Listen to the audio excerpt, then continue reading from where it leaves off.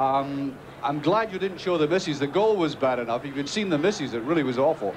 I can say, even though that wasn't the Maradona class, they did really thump us, and it's part of this very deliberate system, I think, Jim McLean is employing, of trying a very laid-back attitude towards a big occasion. Because I remember being with the team in the semi-final of the European Cup in Rome, and they were very tense and uptight and very closed. Now, over the past two games, that is against Barcelona and in Germany, they've become a very open camp. And they're absolutely delighted to welcome anybody in, and I must say it's a very enjoyable trip. So they have the right attitude, and that is a very formidable team they're playing tonight, John. A team that hasn't lost a European game in the UEFA Cup for 23 matches and scored in every leg. It's a very impressive performance indeed, starting with an outstanding goalkeeper in Thomas Wernersen, Mats Carlsen, Heisen, who I think is considered by many people the outstanding player of the side. Then there's Larsen, Fredriksson, Stig Fredriksson, who is the national captain, Magnus Johansson, Tommy Holmgren, the two brothers, Tommy and Tord. Tord is the older. And the Dundee United side, well, I think a lot of eyebrows were raised at the inclusion of Billy Kirkwood. Let me repeat that Ian Ferguson is suspended and cannot play in this game. And there's a lot of conjecture as to what kind of role Billy Kirkwood would play. Now, I can recall him playing up front both in Europe and domestically, and I think he had an outstanding game up front against Aberdeen some years ago in the League Cup, when he actually scored a couple of goals. It was a real pest to a very, very solid Aberdeen defence. So that, in fact, may be the role that he'll fill tonight. Other than that, David Bowman has come in with a flourish at the end of this European run and showed against the Germans that he is a very substantial player. And Paul Sturrock, of course, well, Paul knows what it's like to play away from home. When he's on his own, he takes a lot of rough treatment from defences. He's a brave as well as a skillful player. And there you see part of a contingent of about 2,000 Dundee United supporters in a stadium that's the subject of a great deal of controversy. Here the two teams come out. The referee, Siegfried Kirchen from East Germany.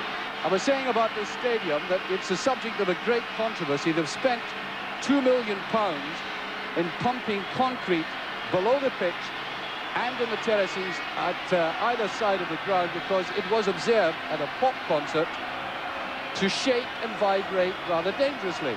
Well, the locals say it hasn't worked all that much. That's a comforting thought to the commentators, all 30 of us from all parts of Europe, on this almost precipitous commentary position. The pitch, unfortunately, is very poor indeed. I would think, and I don't want to offend my guest, I'll be introducing him in just a second, I don't want to offend my guest, but I really honestly have to say it is not a pitch worthy of a European Cup final.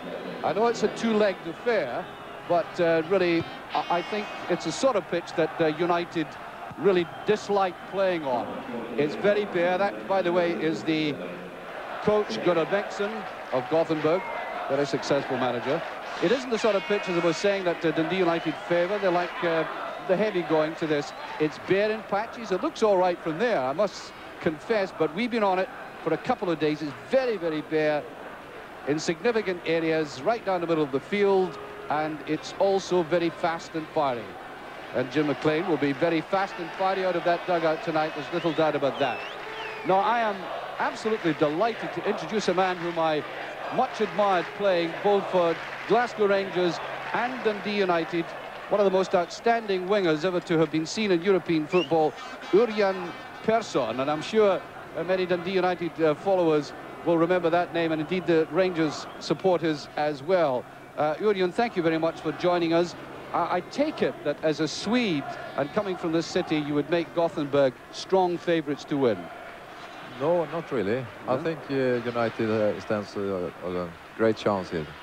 Maybe not tonight, but in the home game. But in this game tonight, would you favour Gothenburg?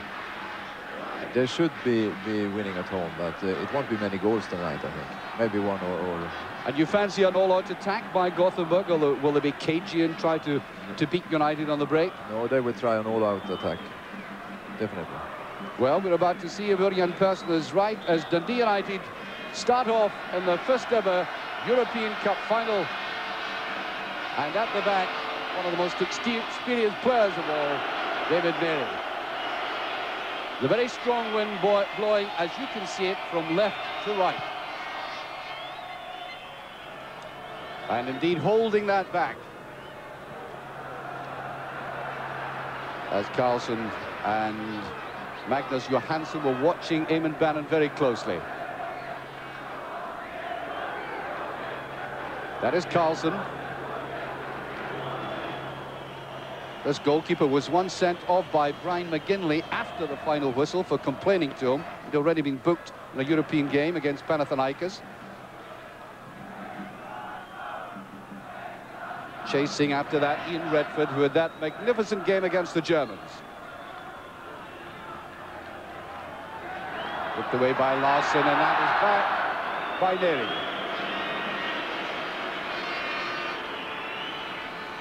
And certainly there's no more experienced British team at the moment than Dundee United in European football.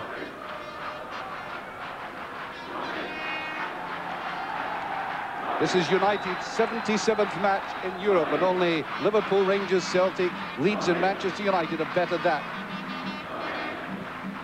I suppose one could say they are, financially speaking, bigger clubs.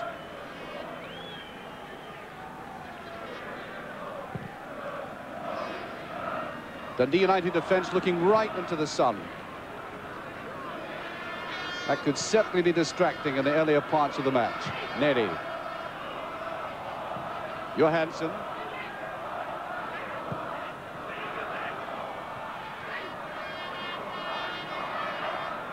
McInally. One of the most successful players this season, McInally.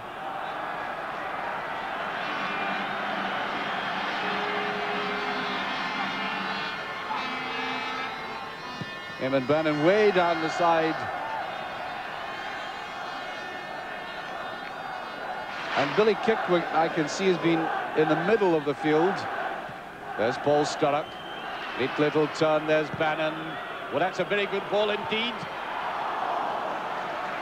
Well, excellent play by Dundee United early on, taking the initiative.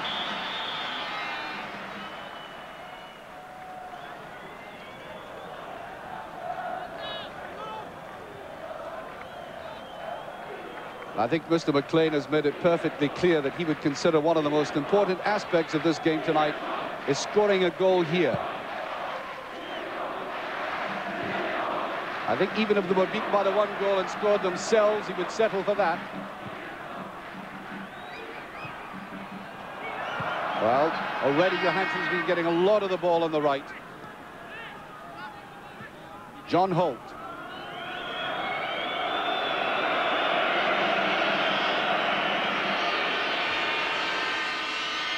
There's always a lot of gum chewing on a night like this.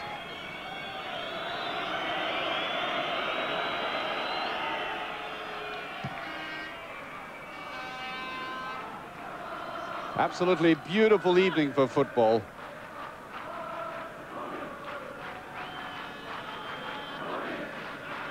Neri watching him very closely indeed. That's Peterson. I think referee blew for that. Yes, that's a free kick.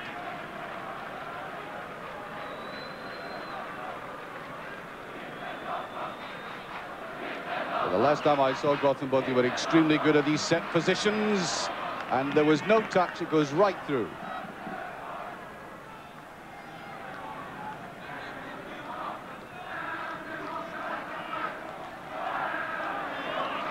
Well, talking to the Swedish supporters about Billy Thompson, they obviously see a lot of clips of football one way or the other, and he's rated very highly, and why not? Holt. Oh, beautifully turned around there by Holmgren, and there's no offside, and that's a brilliant save by Thompson from Lennart Nilsson, and that really should have been put away, and he followed on very dangerously. There's Nilsson. Now this is good goalkeeping. Very dangerous position early in the game. That was a brave save, Urjan, and you were pointing out before that you thought Lennart Nilsson would be one of the most dangerous players. Well, I think he proved that now. He's fast and he runs in the right moment, you know. But it's a great save from the keeper. Dundee United don't look nervous, do they? They look quite settled. Yes, so far they have kept the ball almost more than the Gothenburg team. Which is always a good sign early in the game. Yes. And Billy Thompson isn't at all happy about that. Of course, it would be very serious to have an injury to a goalkeeper, even had he to play on. He's a not surprisingly concerned Jim McLean. A courageous save by Thompson. A man of 27 shutouts this season. And, well, in my book anyway, really ought to be part of the Scottish squad, certainly in the reckoning now. He is really suffering. This would be a bad blow to lose a goalkeeper. Of course it will be, yeah. May well be a serious neck injury. Now let's see if we can have a closer look at where he took it. It was more on the follow-up. Yes, I think just off picture. A little late to see the initial collision, but he may be concussed apart from anything else. Certainly very badly shaken. That's the classic test, counting the number of fingers. Well, if you can see that finger now, you'll see a corner kick. You've got to be brave to be a goalkeeper. Oh, definitely, yeah. A wee bit tough, too.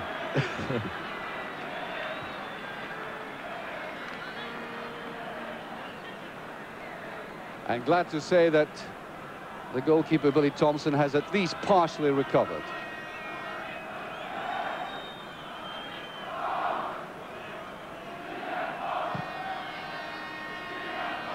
Now, I think they'll want to keep the ball away from that goalmouth at the moment. Give Thompson a bigger recovery time.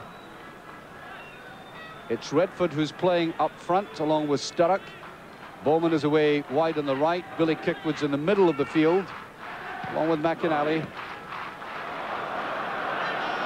Looked to be a push on Peterson, but he plays it wide. Some latitude there for Holmgren on the left.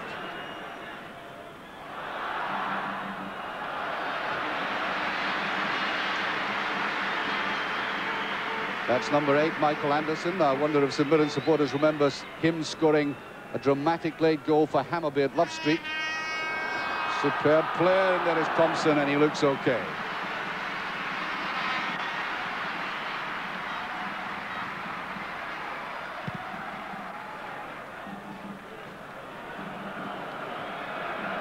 Well, I think meant for Bowman away on the far side.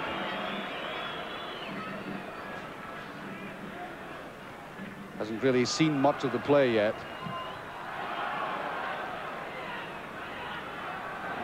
Well, Thompson saw that clearly, and it looks to me as if he's now almost fully recovered from that knock.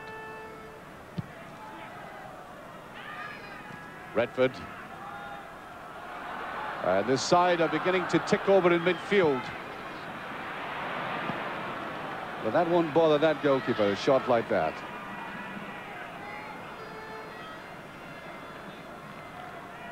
Stefan Peterson.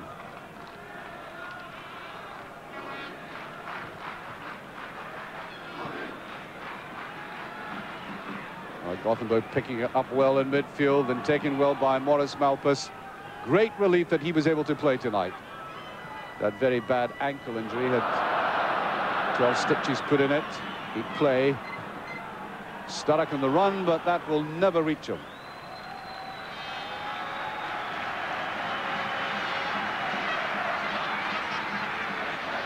Peter Larson at the back, man of the blonde mane. Salesman by trade. They are all part-time players. A great achievement for a part-time team to get to a European final.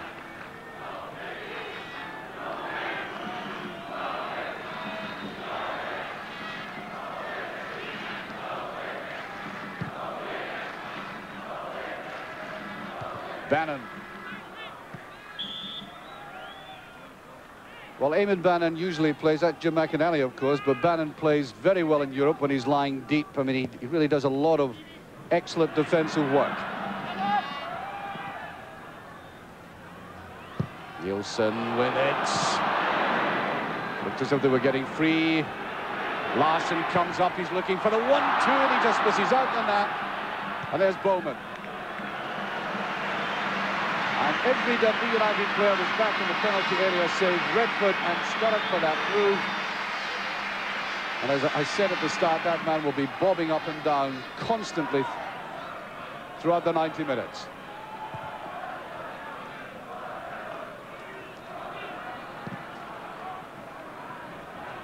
This is a race on, and McInally does very well in the break. McInally, now Sturrock. He has a bit of space and freedom. He has Bannon on the left. There he is. Well, that's a very good ball indeed, and I think the flag is up. And yes, it was Bannon who just stepped offside. But I suppose you would expect Urian Dundee United to try to counter-attack that way. Yes, this will probably be the game, the character of the game. Gothenburg is keeping up the pressure, and United is coming on. Spare attacks. That's fullback Mats-Ola Carlson. Bannon. There's John Holt. That very characteristic turn of Paul Sturrock down the line. Nobody does it better. He's just far too close to the line for that, though. Redford is onside, but that's a goal kick.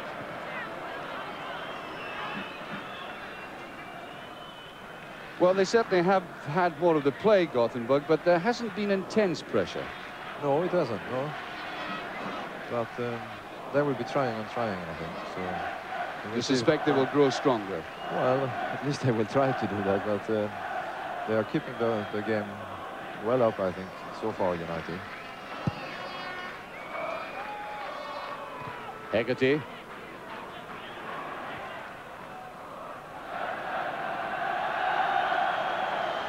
Slightest touch there by Carlson, one of the Olympic squad.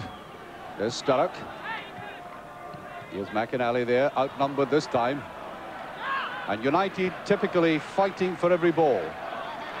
That is a very good sign indeed.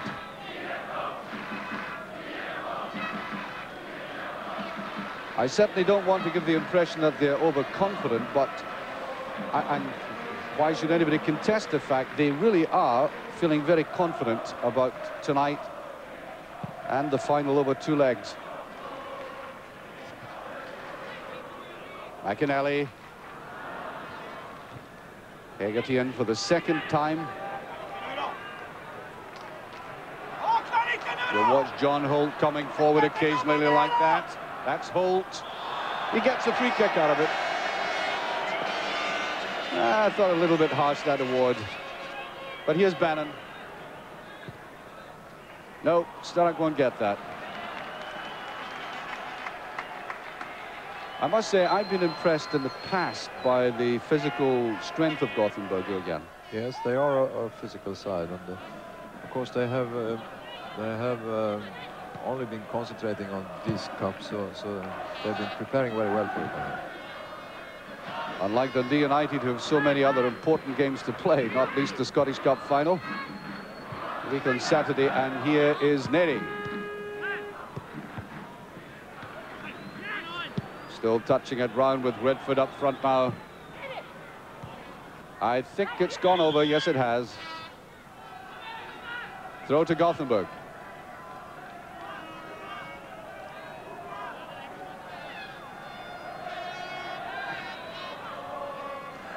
Massive crowd in here. Touching 50,000. As I said about the engineering report at the start, I hope they don't jump about too much.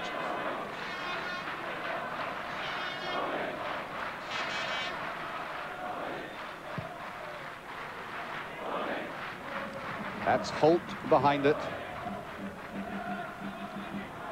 What you're getting now about this United team in all categories is the enormous experience they have in Europe. That's one of them, John Holt, who leaves the club in a few weeks' time.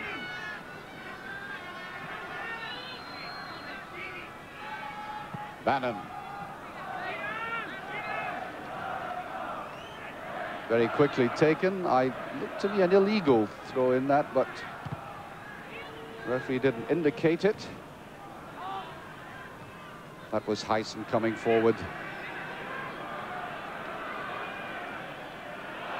Holmgren.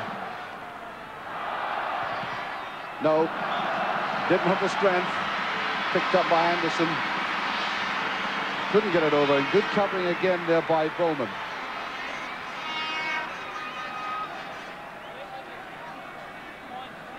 That's Holt, McInally, all coming back. And every single United player back in defence this time. They don't even have Redford up. There's nobody at the halfway line. There's Paul Sturrock, who's away back in the right-back position. Very basic tactic of crowding the penalty area. Neri.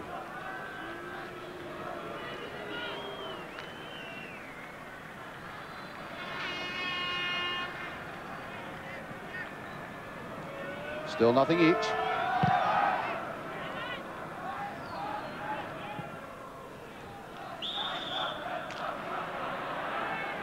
Free kick.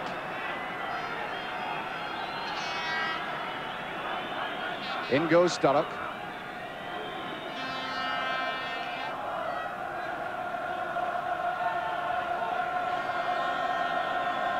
So McInally to take this. Bannon goes in. There's Hegarty up there.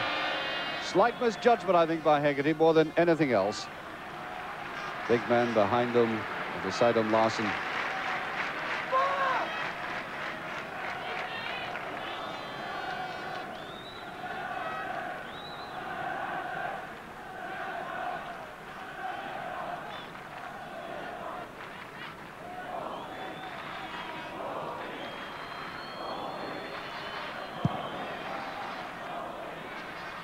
Well, they're picking up the ball in the middle of the field, United, trying to nullify anything that Gothenburg throw at them and go on a counter-attack like this. There's Redford.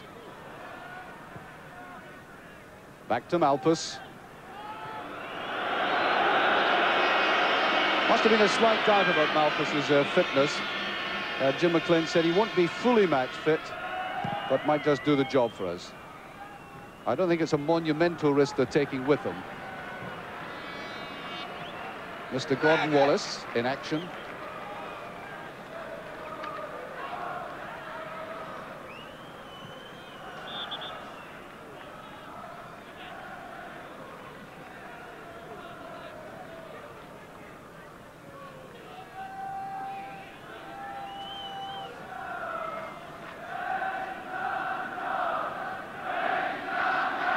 Period of the game where United have settled in rather well, but must not be lulled into a sense of false security, which is so typical of the way that these teams can play. They create a situation, drag out the defence, then strike quickly. That was Michael Anderson. Trying to get that opening. Thompson half committed himself, and that will be a goal kick. Well, your overall impression so far of Dundee United here, Jan? Well, they are defending themselves quite well, and the Gothenburg team hasn't had that many chances yet. They had one really good one, but otherwise they have been quite safe, I think. Any particular players impressed you so far? Well, the goalkeeper seems confident and good, and both number 4 and number 5 are good players, I think. McInally, Hegarty, and of course David Neri beside them again. Oh, yes. And that is Peterson. Holmgren. Nice little touch inside to Nielsen, but he doesn't have much space. They're closing down very quickly, United. A good defence. Really, Bannon goes in and thumps in, and Sturrock. Courageous little jink. Well, that's a beautiful ball, and Redford wasn't far away. 20 minutes gone. And still no scoring, but that was very close indeed. Beautiful move.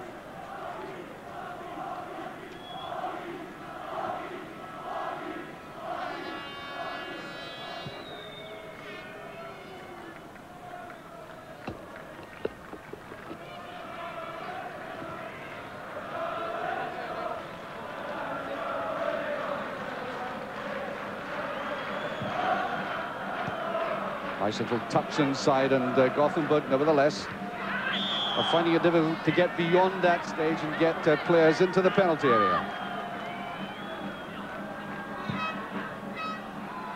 Sturrock trying to go after this.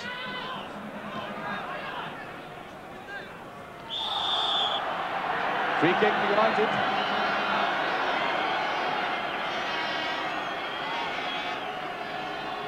And Sturrock, I think, will take this himself.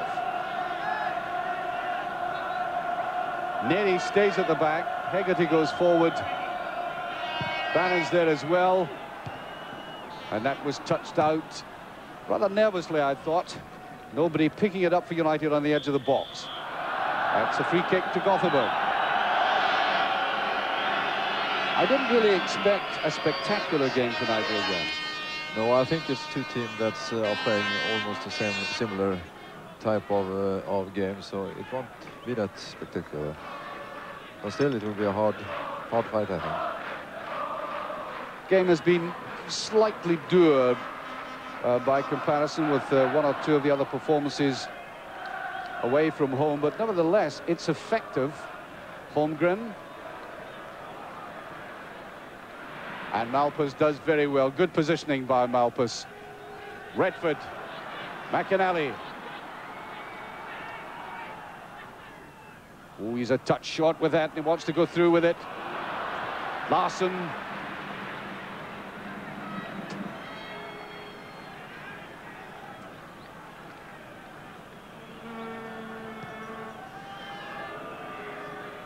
We're halfway through this first half, and that is a very satisfactory scoreline for United at the moment. Nothing each.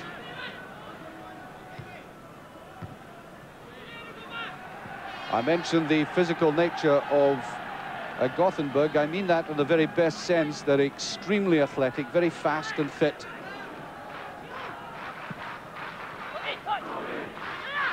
Because they dig in very hard when necessary. United crowding midfield. There's a little bit of an opening, and Malpas in position again. Now Bowman. Redford all in his own.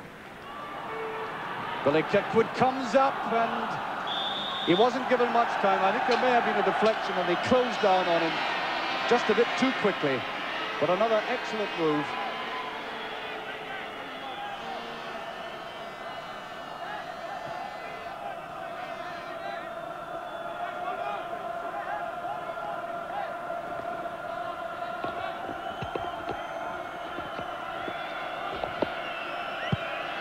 Bonnetti United not very well taken by Sturrock there. Sorry we're not just getting as many replays as we personally would like out here. They may yet come. Picked up there by Tommy Holmgren. So the way they like to attack at pace. And Bowman, I think Bowman's presence put Stephen Peterson off there, just breathing down his neck.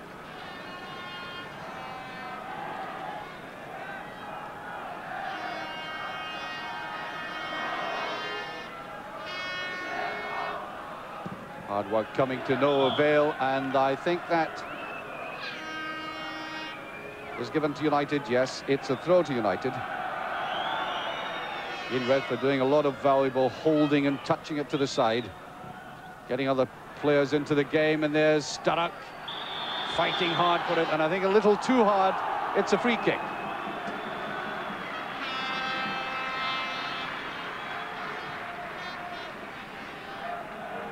And United must always beware of the fact that this team can be very deadly in the space of 2 or 3 minutes.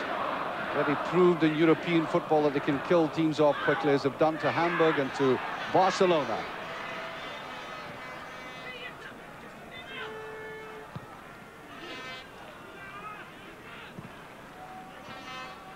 No 1-2 coming there, and John Holt is behind it. There's Bowman. Almost judged it well. Was meaning to bring Sturrock into it. Nearly right behind it. Lennart Nielsen is a man of great pace, signed for 100,000 from Ellsberg. I suppose the direct replacement for Ekstrom. Yes, he was. And, he has turned out to be quite a success too. Redford. Oh, breakthrough by Billy Kirkwood again, and once more. He wasn't given time to settle down, and he's breaking well from midfield. Well, that was a very sore collision again, but I must say, Kirkwood, through the years, has been one of the unsung heroes of this side. He can play in virtually every position. I'm sure Hamish McAlpin, who's in the studio, and we'll be talking about this at half-time, will pay tribute to one of the most loyal servants for Dundee United. Here he is picking it up here. They closed down on him very quickly. But intelligent play by United. Yes, I think they are playing intelligent. They must be pleased with the results here. And already 2 players have been seriously in the wars. Nice friendly gesture that, which is nice to see in football.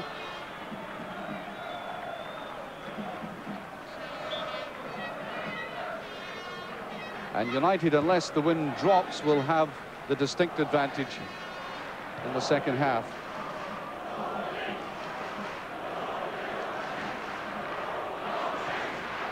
Still nothing each. 28 minutes gone. That was a push, yes. Free kick. And back will come every tangerine jersey. That's the figure of Lennart Nielsen, the man being highly praised by Jurgen Persson, the ex-Rangers and Dundee United player, who's beside me in the commentary position.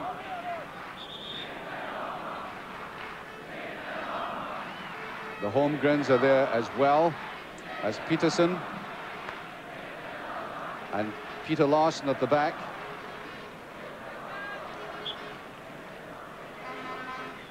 Larsson. That's a touch, and it's a goal kick. Are Gothenburg particularly strong in set positions like that? Yes, they are, and you can notice that Glenn Hussein is coming up in every set position. He was up this time too, and almost headed the ball down. It's nothing, I don't suppose, Jurgen, that will surprise United, though. No. I think they know about that.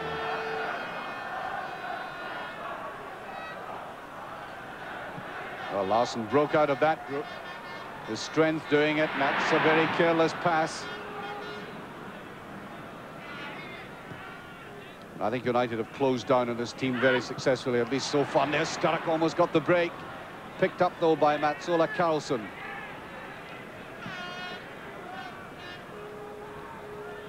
Sturrock nutmeg that time.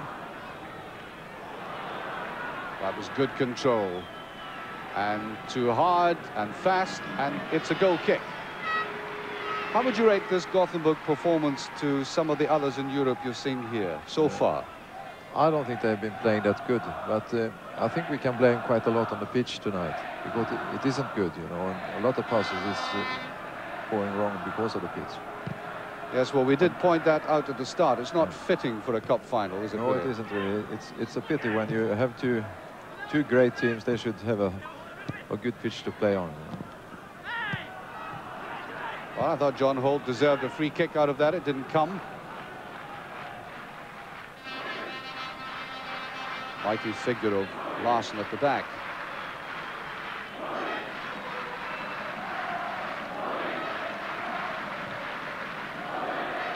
Remember this team playing like this, very much like this at Pataudry once, and suddenly hitting Aberdeen with great pace and great finish. And Johnny Ekstrom, of course, was playing for the side at that time.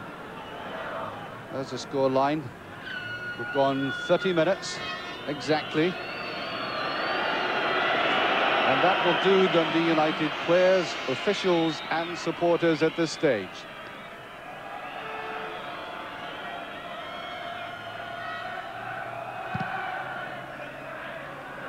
And we're beginning to hear the Dundee United supporters away at the back. It's not the most exciting game they've ever seen, but I think they appreciate that Dundee United is as thorough, experienced journeymen and craftsmen in the game of European football are here to do a job, and that is to defend well and perhaps sneak a goal.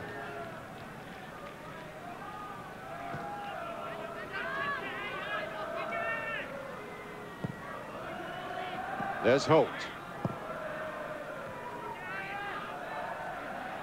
Certainly looking very strong in midfield at times, Gothenburg, but they're not picking up the players on the edge of the box as they should.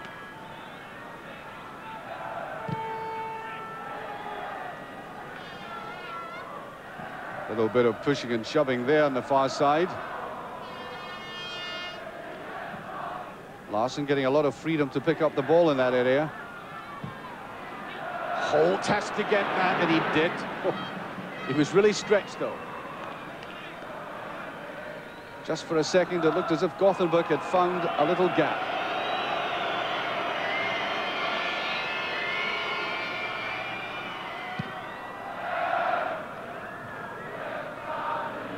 Bannon held back on it slightly. And a lot of players in midfield are doing some heavy work for United. That should be a goal kick, and is. You said to me at the start, just before kickoff, Jan, that this was the strongest possible side they could play, but would there be a suggestion of a substitution later on? Maybe they will bring in centre-forward Rantanen in the second half. Yes, he's a Finnish player. He's a Finnish, he's a strong player, but he's not all that fast, but he's strong and he can use the ball well.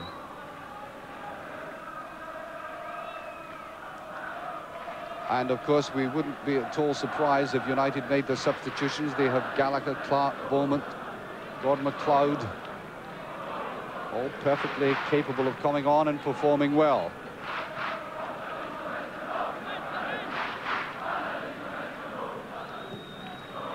There's McInally. Sturrock on his own. McInally again. Marvellous worker. He does overtime out there on the pitch. Bowman taking a lot of the work off the midfield by picking up and making runs like that.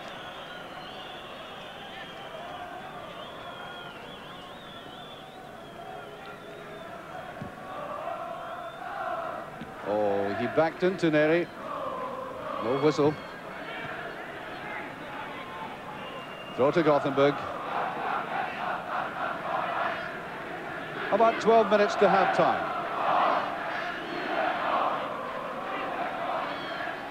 Man with the ball is Magnus Johansson.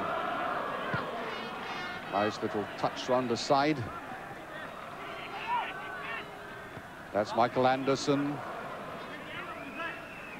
Powerful figure there of Tord Holmgren. He did very well to get out of that. And it went to begging. Doesn't fall well for Gothenburg, and look at the mass ranks in there again. There's no offside, and Neri hooks it away. Now for the first time they're under a bit of pressure. Sustained, and they break it up. And that should go all the way through. If Neri lets it, he won't. He's taking no chances. And there's McInally. He did a lot of useful work there, McInally. Just slightly careless the way it was put across. And that's the first time, in fact, that we've seen Tord Holmgren, the Billy Bremner of Swedish football, as he's described, on this side of the field.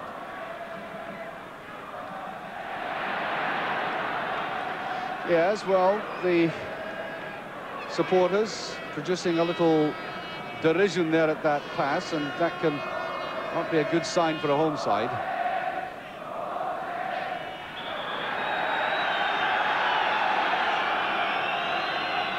Mark Hugh, you must always strike a cautious note about a European game like this, because after all, I sat and watched Dundee United have a really very poor first half in the first leg against Borussia Mönchengladbach, and on that performance you would have written them off altogether.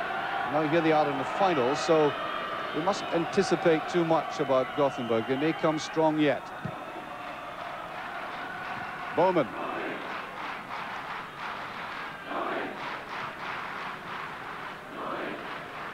Pulled down there by Peterson. Did he make it? He didn't, and I think, in fact, off the corner flag. And it's a goal kick. Well, I'm sure if you were still wearing the tangerine jersey, Jan, you'd be very satisfied with the way things have gone so far. Yes, it must be going just the way United wanted to do. So they're not making really big chances, Gothenburg, so it looks good. Holt. Picked up by Ben. I think the linesman did have his flag up away on the far side. Referee is not acknowledging that, and he quickly lowers it. There's Redford. Here's Bannon. Ambitious little chip forward.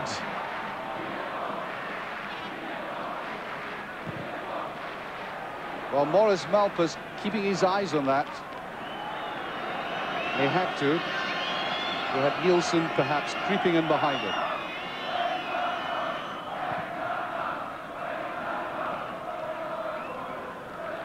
Well, I think as Jan said, I suppose you could summarize it by saying that United have been keeping them at bay, but on the other hand, they've only just fleetingly given the notion that they could be menacing. Certainly there's been no sustained pressure.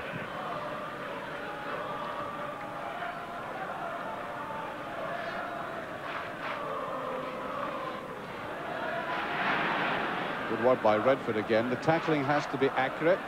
And that's Redford on the outside. Very good skill. Backed up by Bowman to Sturrock, and he couldn't turn. Once again, Billy Kirkwood was coming in at the edge of the box.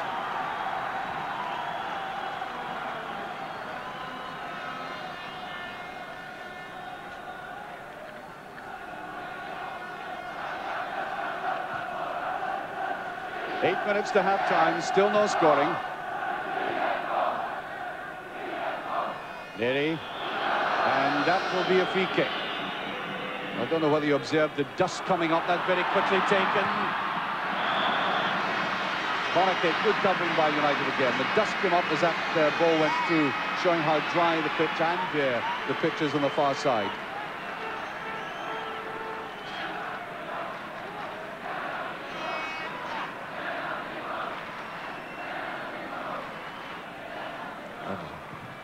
Anderson with it. Wilson! That's the opening goal. Number 10, Stefan Peterson. And that came virtually out of nothing. An untidy, scrappy sort of goal, but it counts. Much to the delight of the Gothenburg supporters. Up he went for it, and getting a bit of freedom in the bounds on this hard pitch, totally deceiving Thompson. A cruel blow to come at this time. Barely 6 minutes remaining of this first half.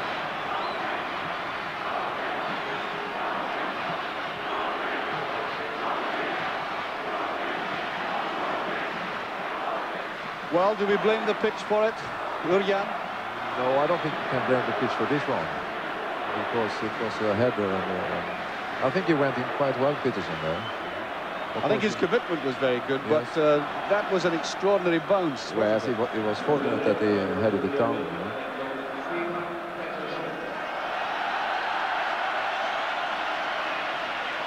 Well, there they are. Huge crowd in here tonight, and for the first time in the match, given something to shout about. And United will have to work very hard now. Redford. Was Holt took him down now. Bannon. Slightly slow in trying to part with it.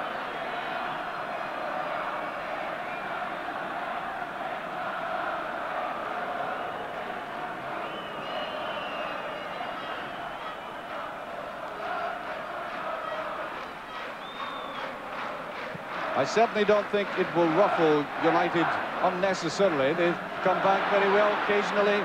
There's Sturrock. Oh, he should have pushed it through better than that. Slightly slow on it.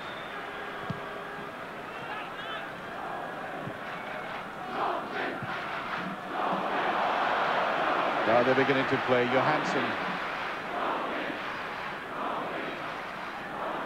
There's Fredriksson coming forward. Holmgren. I think he would want to try and kill it off now. I think probably Jürgen would want to really go hard at United now. Yeah, I think so. It looked like they had got a little bit more confident now since they got the goal. They're trying. Bowman. Risky venture, but it comes off for him. Slight look of disappointment on Paul Sturrock's face.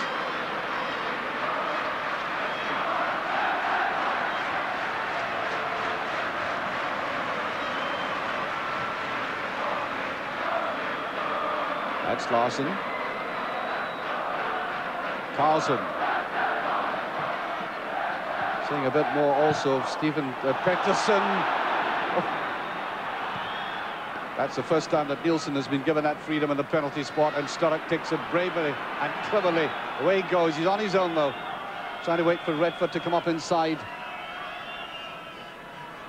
Here's Malpas.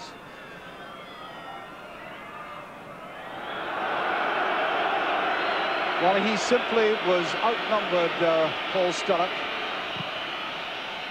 Trying to wait for players to come up. The ball ends up going all the way back, and I think that's a free kick to United.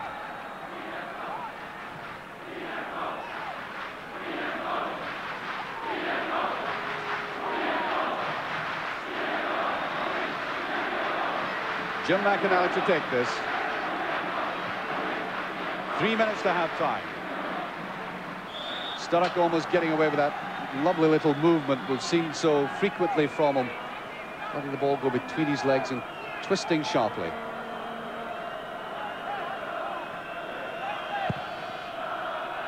Very high. Hegarty is up. There's Bowman. Well, I stifled appeals, I think, by the Dundee United players. Bowman certainly affronted by that challenge. But it's a goal kick.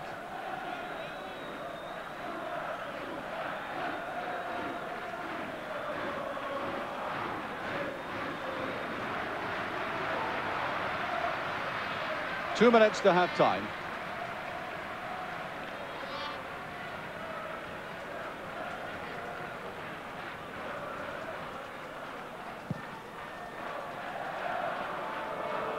Hegarty.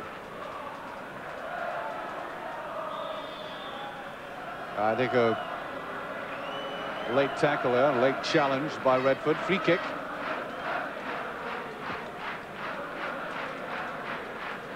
As Paul Sturrock, I think, will go all the way back.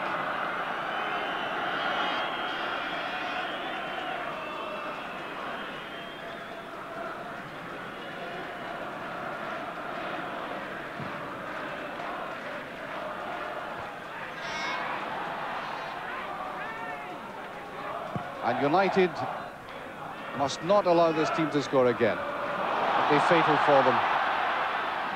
Peterson. That was uncertainty in the United defence for the first time. Johansson. Bowman just getting his head to it. Redford. There's foul. Free kick to United.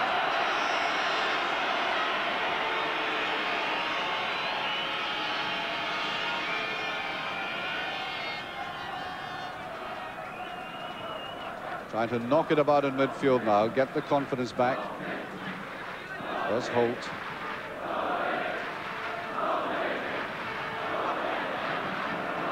Of course, he mustn't be caught in possession in that area. That could be fatal for them.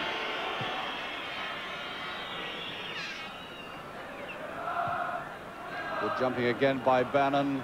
McInally following up. Sturrock is offside. That's twice he's been caught like that when he's had a little bit of space on the left. We're now into stoppage time by our watch and the stadium clock.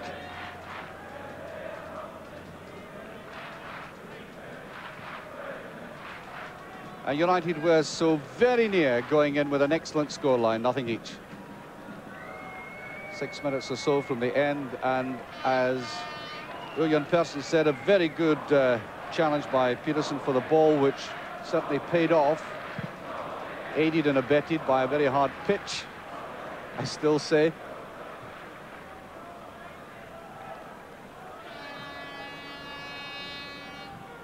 Alpus. And I don't think United would alter the play very much in the second half. For the major part of the first half, they've contained Gothenburg.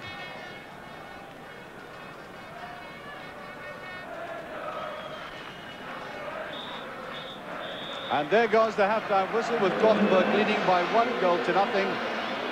A goal scored by Stefan Peterson just before half-time. Rather tragically conceded by Dundee United, who'd played in that typically unsensational fashion of theirs. Working very hard, everybody working for each other, solid at the back, and then that little glimpse of goal that Peterson, a man who missed most of last season through injury, was able to rise up there and get that first free header at goal, bouncing above Billy Thompson. Disappointing, but I don't think that having conceded that, they should be overawed by that score, Ørjan. No, I think it must still be a good score for them, and I don't think Gothenburg will score many more goals though. So if they just can keep it like this, that will be fine. Would Gothenburg in fact be satisfied with a 1-0 victory here? No, they won't be satisfied. They will certainly try to get another one, but I think the whole defense are playing well, and especially the fullbacks. Yes. And they are creating quite a few chances when they're coming up too. I think Stark is a fast, good player. And so possibly United could score. They could still score, yeah. Yes. Thank you, Ørjan, and I think we can go back to the studio now. Let me repeat, it's 1-0 for Gothenburg against Dundee United in the first leg of this UEFA Cup final. And back to the studio, where Dougie Donnelly will have that Wheel Kent figure, Hamish McAlpin. Yes, indeed, Archie. Hamish played in so many European tramps for Dundee United, and for 39 minutes it looked as if we were very much on course for another Hamish, but a bad time to lose a goal, wasn't it? Yes, that's right. They were looking very, very confident, apart from, you know, obviously the one that the guy got through and Billy had a very good save. I was a wee bit disappointed. Maybe Billy isn't just feeling up to himself. Normally the cross I would have thought he would have come for, because that's normally meat to him, you know, that's his great thing. But he's maybe still feeling a wee bit shaken. But they'll be going in at half-time. A wee bit disappointed, but they're certainly not disheartened. You know, they're coming out there and they'll still be trying to score. Yeah, well, it might be interesting just to talk about whether those two incidents are connected, Hamish. The run-through by Lennart Nilsson very early on. Let's take a look at that now. It came after just 5 minutes play, in fact, and a tremendous save by Billy Thompson. Let's take a look at it. Now, this ball, in fact, it looked for a second offside, Hamish, but I think he was definitely on, wasn't he? He was definitely on. Yes, Morris had gone round in the right back position and tried to cover it. Obviously coming straight back into the team, he was maybe a wee bit frightened of getting caught for lack of pace there, but Billy did very well, come out, narrowed angle, and the guy looks up and the ball was just sitting perfectly for him, but Billy read it very, very well, and obviously he gathered it back in again, and it was just an accidental clash. I think it was probably the guy's knee it got Billy and caught him in the back of the head, probably a wee bit concussion. Yeah, that's the classic example there of how to beat the offside trap, if that's what you want to call it, because the ball was released at exactly the right moment. And a great save by Thompson. But I wonder just whether that blow now, we can just see slightly there, little marks there on the back of Billy Thompson's head. He obviously caught quite a bad bang. I know you've had a few dunts like that, Hamish. How long does it take you to clear the head and to actually feel right again? Well, on the back of the head there, it looked as if there could have been a wee bit of blood on his jersey there, but on the back of the head can be a wee bit nasty. You know, sometimes something at the top here, Orion was saying earlier on about goalies being daft, but that's not been, that's not been, actually they probably get less knocks in the head than outfield players do.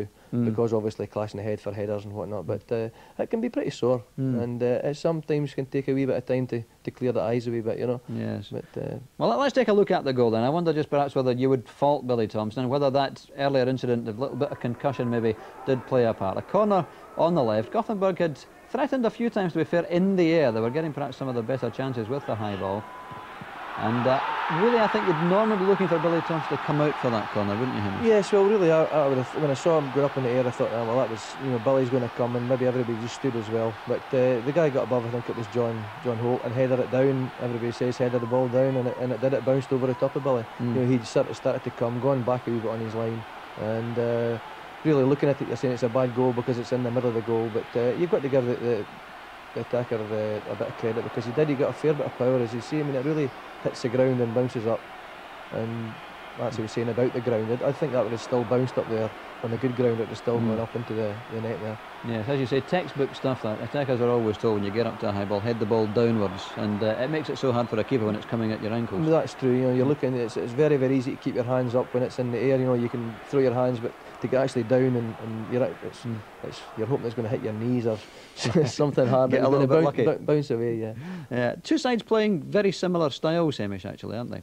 Yes, I thought that was the way the game would have gone, because obviously they're a very, very competent side with a record of flood, and they were actually, we were saying earlier on, they looked as if they were really frightened of letting United score for the wee leg, because normally home side we want to push up a wee bit, and they've kept it cool. They've never hurried. They've left the ball run out for throw-ins, and it was looking as if that, and then all of a sudden they've come away and scored themselves. But there's still 45 minutes to go, and 1-0's not a bad scoreline. Oh, absolutely not. And of course, Paul Sturrock is causing them problems up front. No Ian Ferguson, he's suspended, so Ian Redford's playing through the middle, if you like, with Sturrock. And he did have one great run early on, which we're going to have a look at now, in fact, where the cross just fell slightly ahead of Ian Redford. I think Ian Redford, as you said at the time, he was just on the wrong stride when the ball came over, wasn't he? Well, that's right. It's a very, very good run from Paul, and he released the ball just perfectly, and Ian just looked at just if he'd been going off his other foot, it looked as if he could have got it. The ball, it looks close there. It maybe has been maybe a yard away, which is quite a lot. But if he'd been on the other foot to get the wee bit extra push off, he might have got a touch in there. But it was a good run, and they'll be hoping to get more of that and put them under pressure a wee bit at the back. Yeah, that's the great value of Paul Sturrock, particularly in the away leg, of course, because he can hold the ball, he can turn defenders, and he's only a little lad, but he can put it about a bit, can't he? Yeah, well, he's very deceiving, Paul. He's very good at the turn. It's the use of his ball, the use of the ball. That was a very good ball, and he sometimes gets into a lot of positions like that, and the cross is not. The final thing is just a wee bit lacking, but they're getting them good, and that was a good ball in there, and they're obviously looking for a wee bit of support from Ian and Billy Kirkwood as well, and on runnings into the box like that. Interesting you should mention Billy Kirkwood. We were just talking about him just before Archie in commentary started talking about Kirky as being one of the great unsung heroes of this United side. He's an awfully valuable player, isn't he? Yeah, well, that's right. He went away to Hibs, then he come back again, and I'm sure he'd be the last person to think he was out there playing in a final after getting a move. But himself, John Holt, and every team's got players like that they don't get a lot of the glory. It's always like strikers or class players that do it. They do all the fighting, the battling for the ball, the shouting, the organising. That's the kind of players that you need in your team. And every team needs them. You can't go along with 11 very good players and get away with it. You've got to have players like that. And players will recognise it. Players like that. If you know what I'm trying to say there. Sure. Players need players like Kirky and Holty to play with them and make them play. Yeah, and of course he did have a couple of runs through as well, and the final shot perhaps wasn't what you would say the highly recommended, but he was there and he did have the chance to do it, and here's one of those. Again, that high ball, and it falls as Kirkwood comes through here.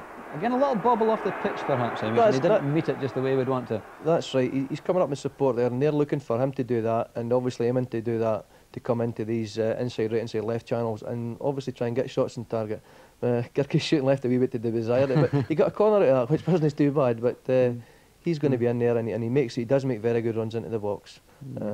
As Archie was saying earlier on, he's played up front, he's played everywhere, and they'll be running there until they drop. Right. Just as a final word on the first half, Hamish, would you be looking for dramatic changes in United's tactics for the second half? I wouldn't think so. No, I don't think so. I think they'll play away. On the game, there's been nothing in the game, really. They've looked at a very, very competent side as well. But I don't think Jim McLean will change his side at all. He may swap, Eamon or Ian Redford. He's got so many alternatives. Sure. That he can change anything. But they'll be quite. If he Quite goes away happy to 1-0 down, he maybe won't be happy, but he'll probably settle for that. He would settle for that.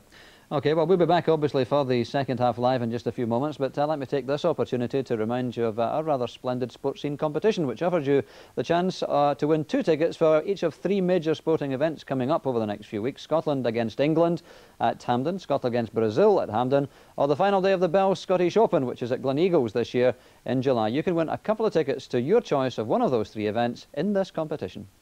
Question 1. Which teams are known by the following nicknames?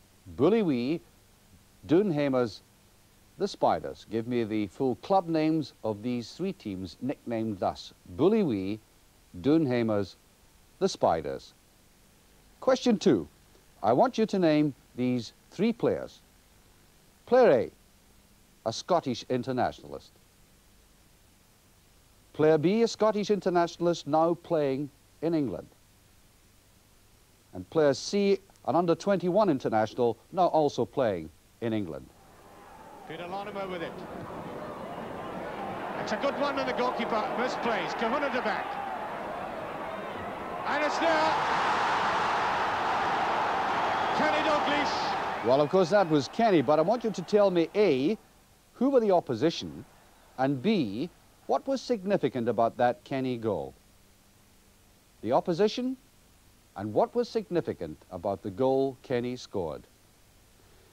Answers on postcards, please, to Cup Final Competition, Sports Scene, BBC Television, Queen Margaret Drive, Glasgow G12 8DG. That's Sports Scene, BBC Television, Queen Margaret Drive, Glasgow G12 8DG. Answers, please, only in a postcard, and entries in by May 14th. Yes, and we'll be drawing the winning postcards on our Cup Final Day programme, when, of course, we'll be live at Hampden for the whole of the Scottish Cup Final, again involving Dundee United against St Mirren. And Hamish will be with me then. In fact, Hamish is resisting the temptation to blurt out the answers to those questions as well. So, it's the UEFA Cup Final, the first leg, Gothenburg against Dundee United. 1-0 to Gothenburg at half-time, and the goal coming in the 39th minute, a corner on the left. This is the one which has made the difference between the sides.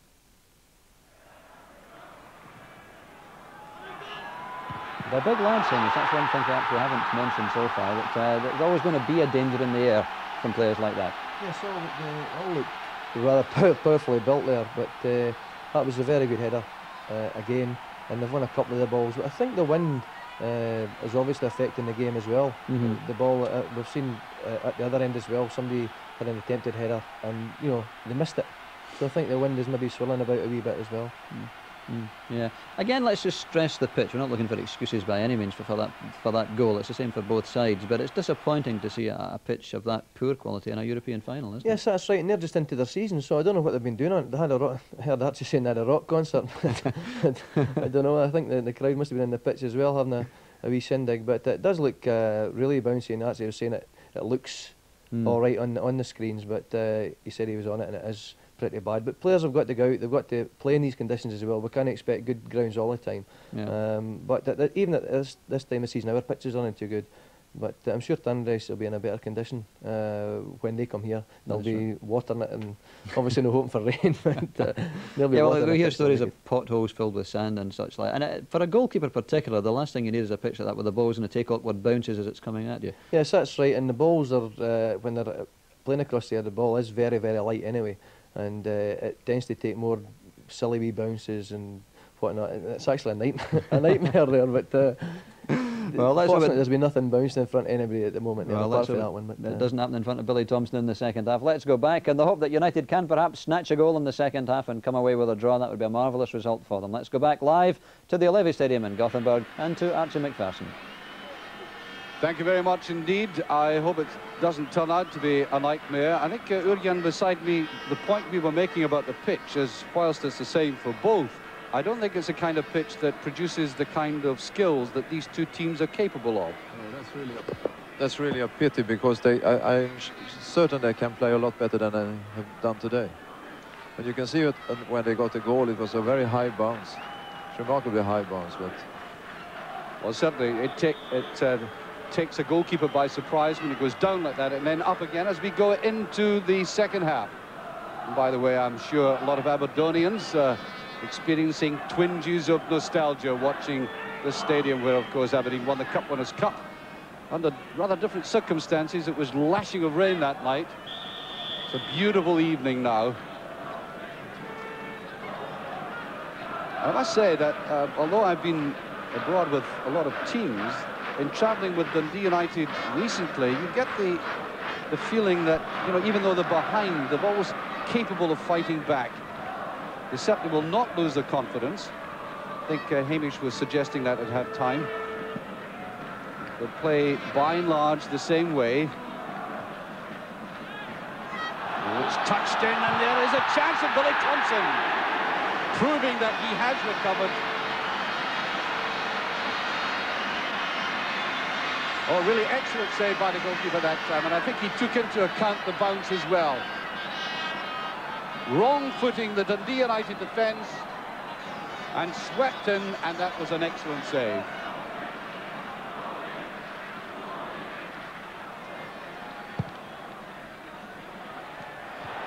Eamon Bannon defending deep inside the penalty area. Vital save to make at this juncture of the game, right at the start of the second half. Good tackling by Bowman. Here's Sturrock. Oh, outnumbered Holmgren.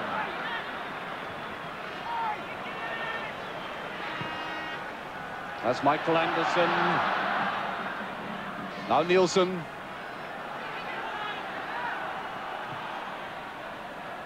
Cleared well, there's McInally. I think that was a deflection. Oh yes, United could quite easily have been stunned, falling another goal behind at that stage. Rather phlegmatic look in the face of Bowman there, as if to say, just got to get on with it.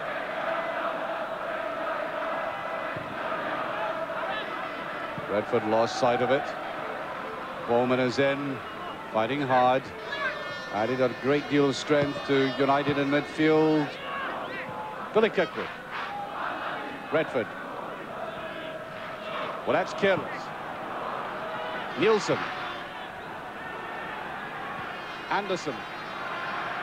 That should be watched by Bannon, and is. It's a goal kick. Some in the crowd don't agree with that decision, but Bannon had watched that very carefully indeed.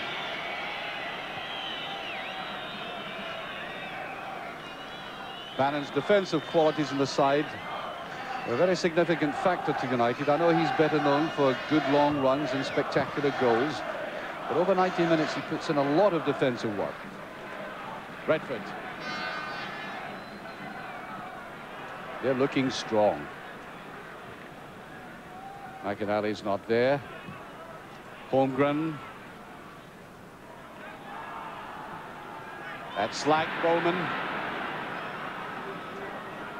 United have certainly got to try and exploit these chances now.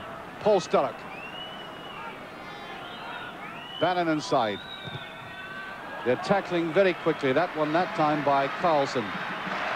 There's the coach, Gunnar Bengtsson.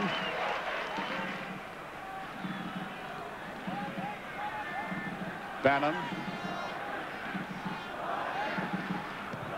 All very tight and congested on the far side. United finding it very difficult to see an opening for themselves.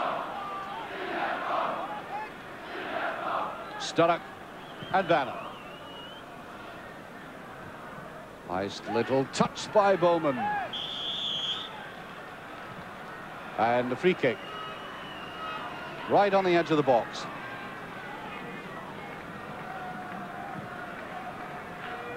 They're very good coming from the back, Gothenburg. You know, they have strong running players, Jurgen. Yeah, they're coming from the overlapping. They do a lot of running for each other, too. So it's not too... And as you said, they play very like United in many ways, don't they? They do.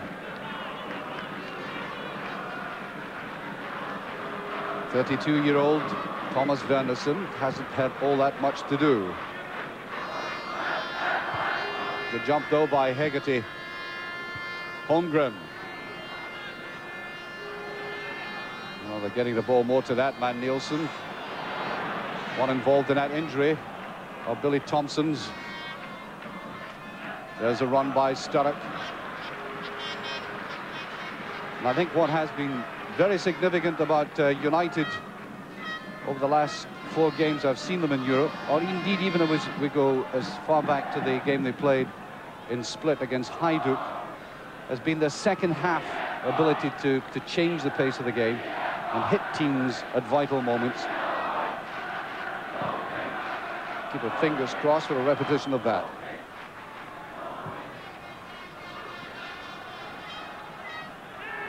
That's Anderson, and that's a slice. Not seen very much of Fredriksson coming forward. Others have been doing it.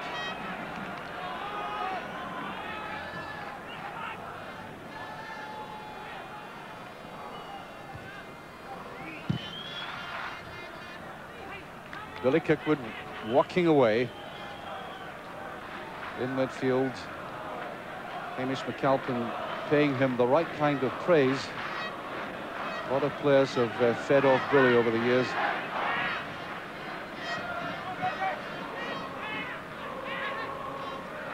Holmgren just overdoing it. This is Anderson. Little space there for Holmgren. Younger of the 2 brothers. And that's a good ball. Oh, brilliant tackle by Neri. Fredriksson coming forward. Well, that's the kind of break we would have expected more in the game from Gothenburg.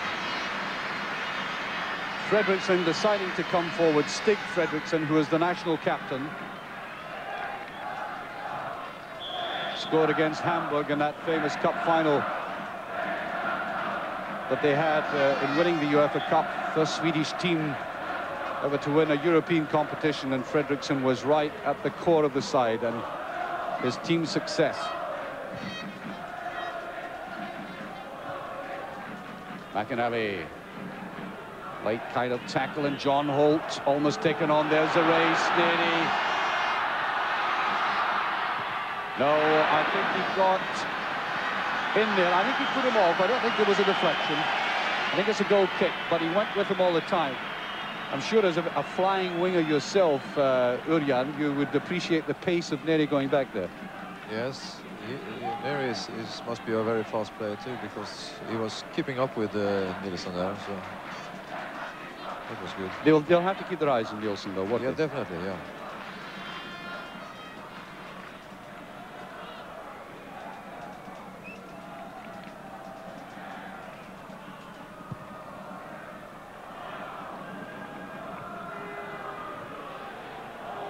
Didn't go the right way for the Gothenburg player.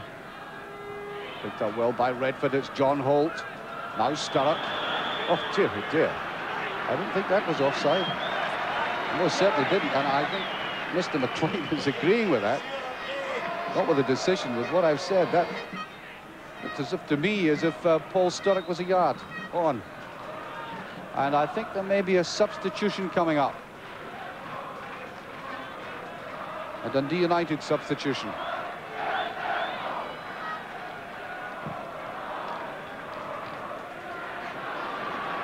And Nilsson picks it up, and he does play very like Johnny Ekstrom. Pace and control. Can't get the opening, though. Just kept in. Well wide. And it looks to me like John Clark. There they are. We get a clear shot of him. Yes, it's John Clark who's going to come on.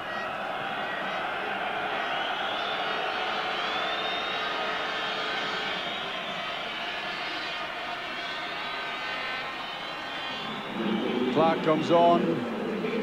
Hegarty is off, and I would suspect that Hegarty is not fully fit. From that substitution, here's Redford. Bounce almost beating him.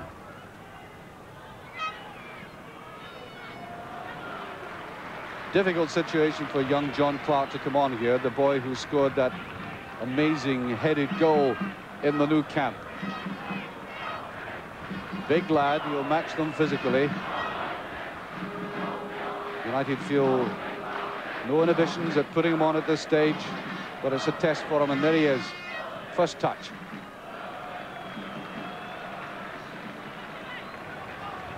There's Paul Hegarty with the physio.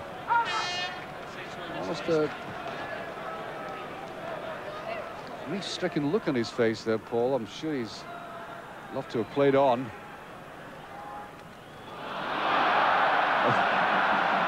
Nice little skills. They're turning it on occasionally in the second half and getting away with it. Thompson beautifully taken out of the air. That was done with the greatest of ease, or at least they made it look like it.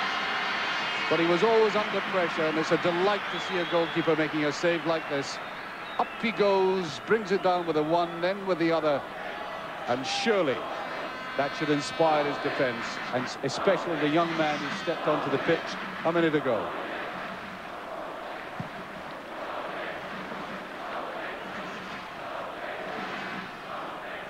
Redford tries to go.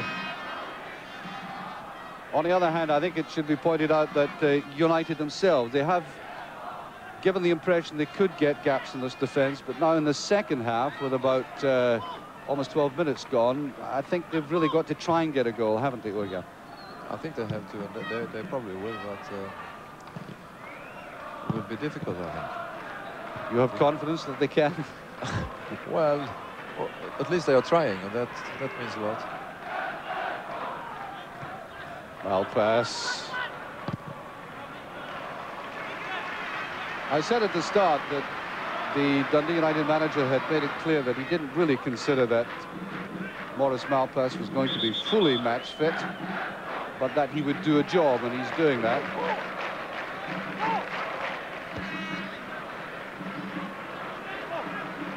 He's not at his best, but still functioning well.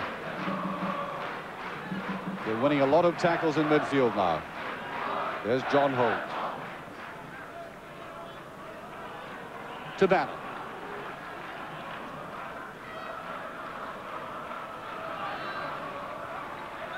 One of these long runs I was talking about. What he does is he drags the defence back and pulls defenders across towards him. If he can get the early ball in, as he sometimes does, that could threaten this defence. Sturrock, good turning. Bowman is there. McInally, there's Bowman. A wild one by Clark, who did come forward, leaving only Malpass and Neri at the back to make that effort.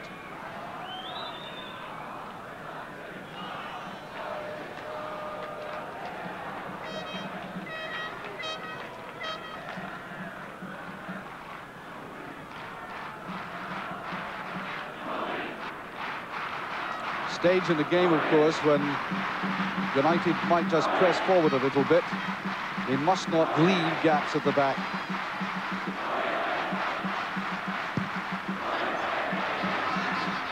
Nielsen has simply got better and more menacing as the game has developed.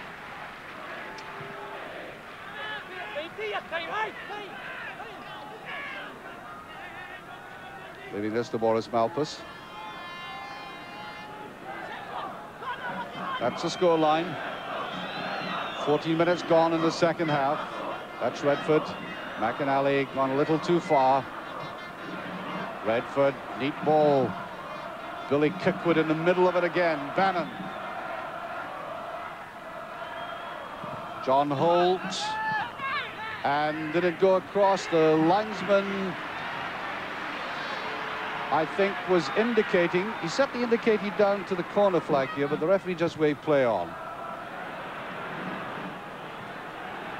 Yes, and I think I should reinforce what I was saying and what Hamish picked up at half-time. There is a strong wind blowing here. I think that's bothering the players as well.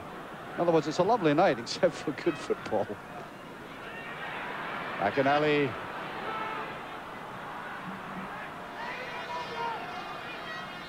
Holmgren. And a cluster of United players working once again very hard in midfield.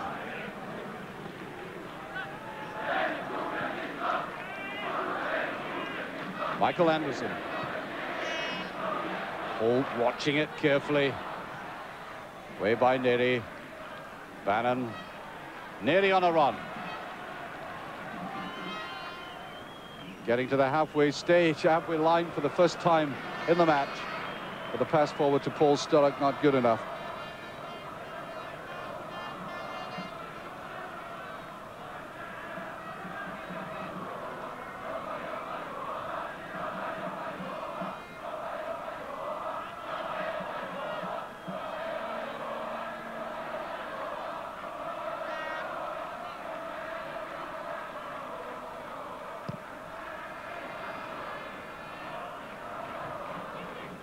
McInally. Now Bannon. Sturrock on the left again. Bannon wanting to go through himself. Kirkwood. McInally. Backed up by Malpas. Kirkwood driving forward. And I think tackling from the back, which the referee would not accept. Nevertheless, you get the impression that Billy Kirkwood is gritting his teeth, driving himself on, setting an example for the others.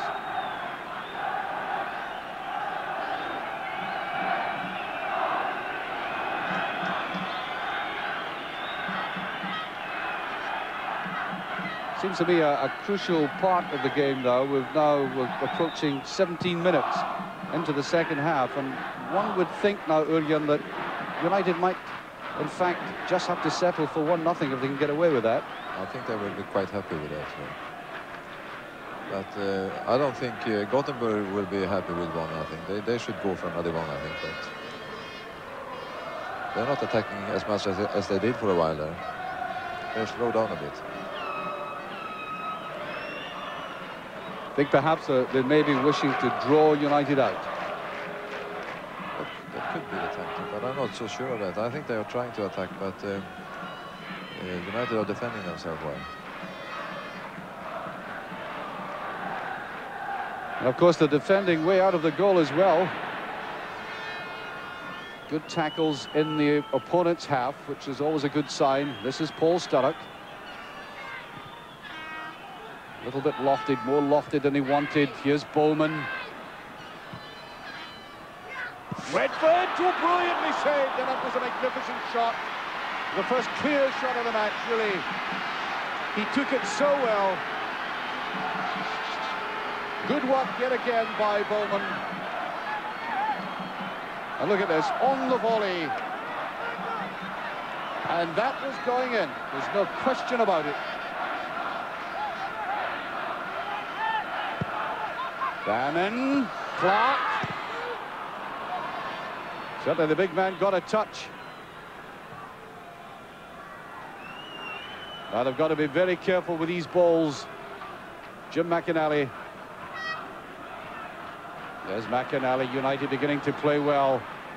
Here's Kirkwood. There's a shot at goal and it swings away. But I think it's right now for United to take the initiative like this. They showed they can make openings, Jurgen. Yes, it's looking a lot better now. They were very close to a goal there. It's a fantastic save, fantastic shot and a fantastic save.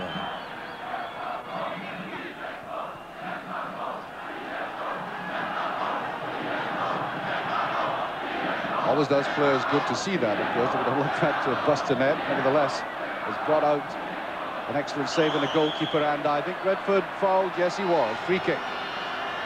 That gives you an indication of the pitch again, the patchiness of it. It is very uneven.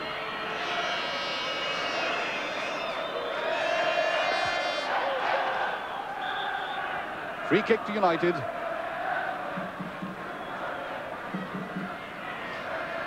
About 20 minutes of the second half gone. That's John Clark. Rifling it in, and that's a brilliant save. Well, they say that John Clark is the strongest kicker of the dead ball in Scottish football. Certainly indicated there, it was the control of it apart from anything else.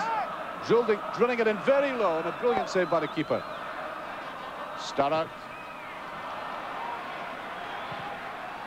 Holt. McInally.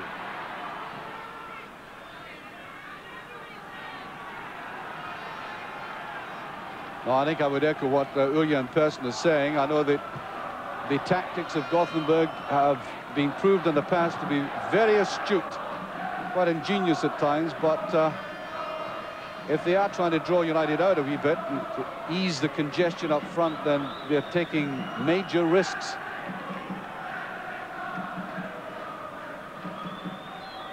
I'm sure they're desperate to go to Tannadice with a greater lead than this.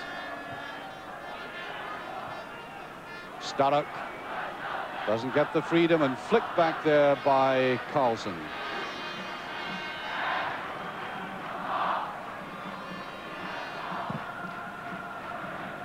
Neatly touched on. Anderson. This is Nielsen showing that little spurt again, and that was too much. I like the way Dave Neary just drew him away across, didn't commit himself to the tackle. And coming on here is Roland Nielsen. And off will go Magnus Johansson, who's had rather an anonymous game.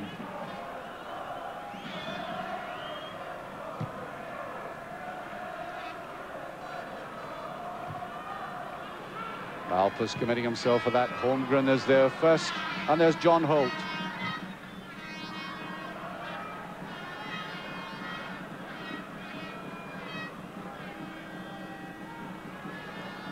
Seen hardly anything of Gothenburg in the last 10 minutes, but this is Holmgren, always dangerous.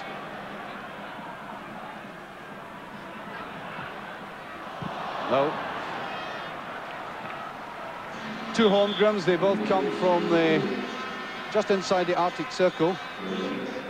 And there is a substitution.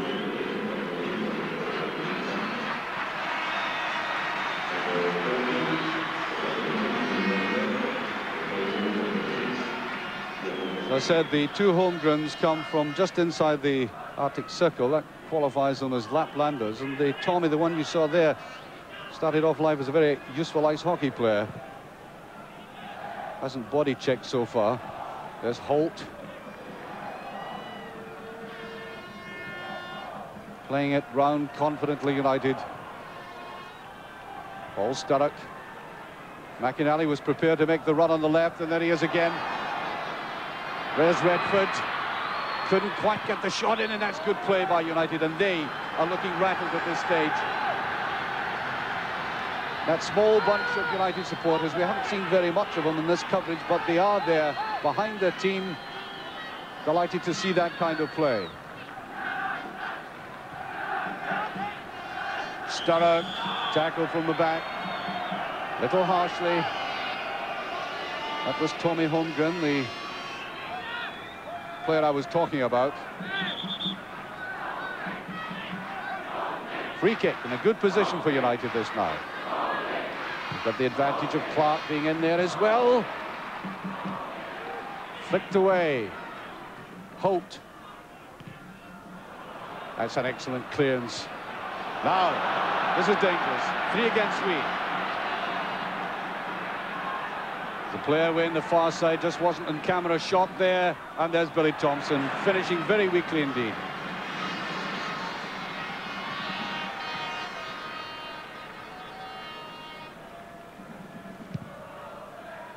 I think he did a marvelous thing for his confidence, getting that early save. It was a hard test for him, and he passed it very successfully at the start of the second half. Morris Malpas dragging players with him.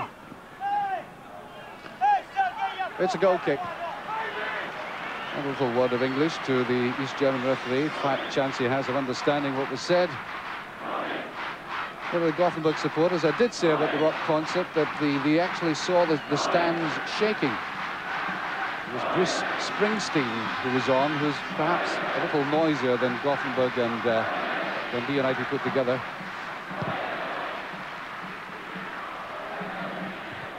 Powerful header by Clark again. Not frightened to come forward. A little bit unfortunate there for Redford.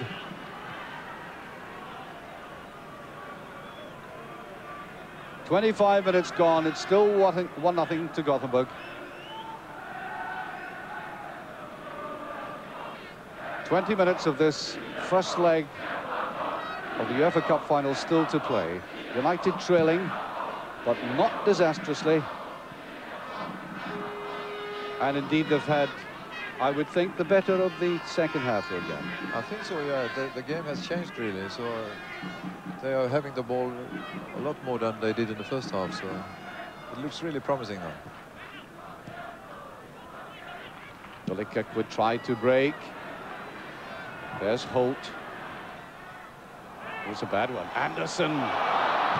Brilliant tackling again by Neri. He does that well, doesn't he? Oh, Bowman. Finnegan's defence under a bit of pressure. Neri comes out very well. Now, Paul Sturrock. Haven't seen him much on the right wing. Just occasionally coming across, drifting across.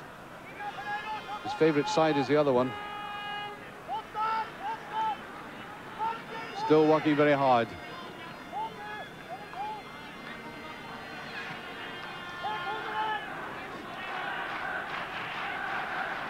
Here's Sturrock. Amazing, he was pushed from the back. Little nutmeg there. Holmgren doing very well. That's a race, and it's all about pace now. Nielsen. Neri with them. Well, Thompson was behind the line of the shot. Is that what you expected? More of that from Nielsen? Yes, I expected more of that. But he shows that he has the ability. And I certainly think he's shown the ability to be on his own up front and still to cause problems, which is exactly what happened there.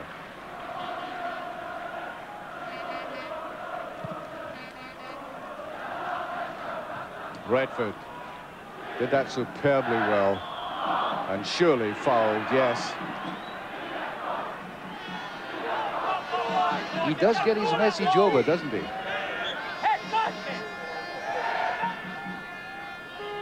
Except that we're getting a duet tonight. That's John Holt.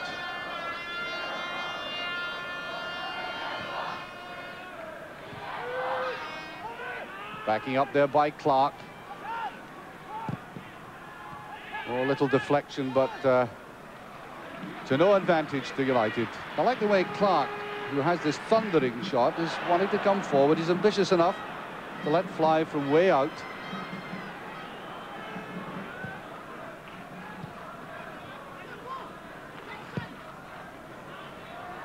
Clark back in defence this time. Neat little turn.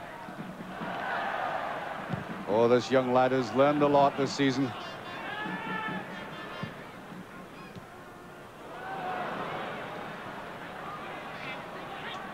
Tommy Holmgren. Try to lay it to the side, and McInally is back defending. A little bit ragged, though. McInally. No deal there for United. They had everybody back at the edge of the penalty area. You get the impression, Ian, that that might be a shot of frustration more than anything else. I mean, yes. I don't think United are not allowing Gothenburg to play their usual game. They've been playing a lot better against Inter Milan and the other clubs, but they're not allowed to do that tonight, I think. Well, what is missing from the Gothenburg performance then? Well, I don't think they are used. They are playing the same style as Gothenburg, so they didn't get the space to move on. So it's all been about closing them down, tackling quickly, crowding midfield. Yeah. And I think the Gothenburg team has been afraid of, they've been scared of Dundee. They didn't want to meet them until the final, of course. But that's the attendance, 50,023. It'll be half that at Tannadice, but I expect the crowd at Tannadice will make a bigger noise. In fact, I know they will. Oh, they're picking him off well on the edge of the box. That could have been a very dangerous move.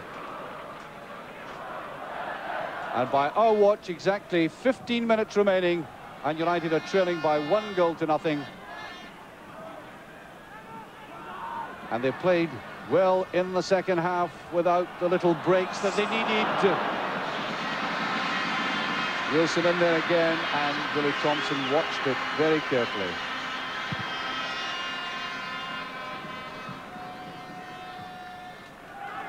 Billy Kirkwood. Here's Sturrock. Here's Kirkwood. Yes, I like the way that they can operate with players in midfield and get the runs from Sturrock and Bannon.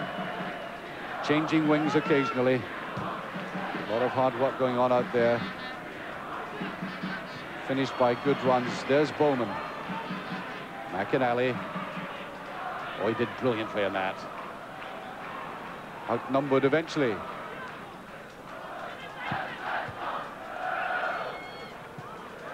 Clark. Flipped away there by Glenn Hyson. And only Paul Sturrock remaining upfield for United. All the way through to Neri, and he's happy to concede that corner kick. And I think what bothered him there, and I really, it's difficult just to specify exactly the factor of the pitch here, because we don't want to be making too many excuses, but I think he was bothered about the bouncing of the pitch here more than anything else. That's McInally, has a second go at it. Slightly nervy touch there about McInally. I think he was scared about somebody coming in behind him.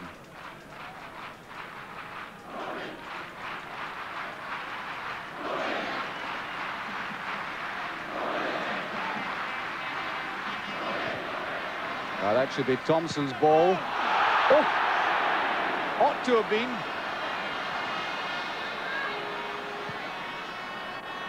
Bowman can't quite get there. That was a let-off. And how?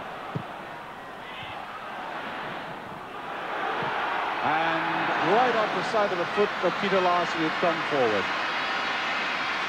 Well, I wonder if our director here, the local Swedish director, will show us that again. Real let-off for United. I'd committed myself by saying that it was Thompson's ball. He certainly had made up his mind to go for it. And it was that touch right across the goal. But surprisingly, we're not seeing again. Yes, that's a free kick, and it's a little bit hard. And he didn't get him the first time. He made sure the second. That's another battering for the vocal cords of Mr. McLean as well. This has been some... one or two tackles from the back in the second half, I think, noticeably, that have been a bit severe. And the referee is not allowing any leeway here for physio to come on or anything. Just wants the play to continue. And I stress by our watch, we've now gone 33 minutes and Clark is up.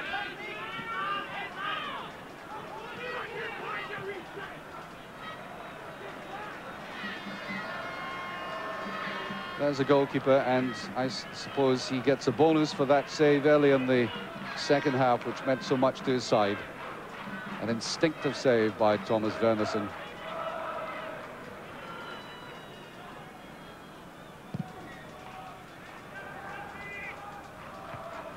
Clark beaten for the first time in the air. That Nielsen. A lot of good work from him there. Getting time to bring it down, and McInally tries to bring it away and does. Bannon. No, not strong enough. Trying to find Sturrock. Holt. Bit careless. Kirkwood. Redford, I don't think, has quite recovered from that shattering experience of the very hard tackle from the back. Bowman. Redford on a run.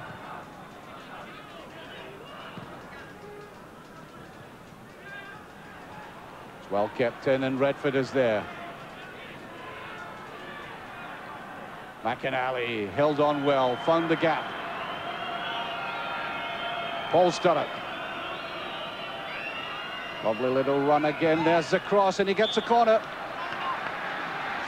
He does that so well. I mean, you used to come in from the left yourself. That's good play. It's always dangerous when you go down to the back line and cut it back. So, and you almost did it here.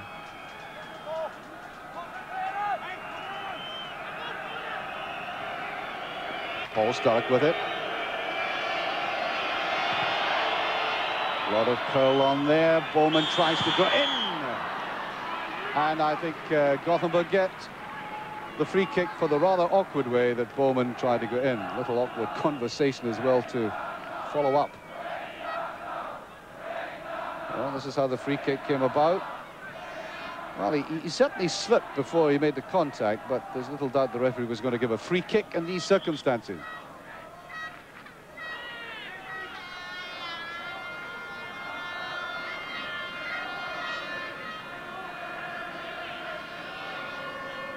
Well, I don't know whether you can pick up the Dundee United supporters in the background. They're certainly singing like linties, and I suppose reasonably happy with this scoreline, but you better not just say too much about that. There's still just over 8 minutes of the game remaining, and that could be a long, long way.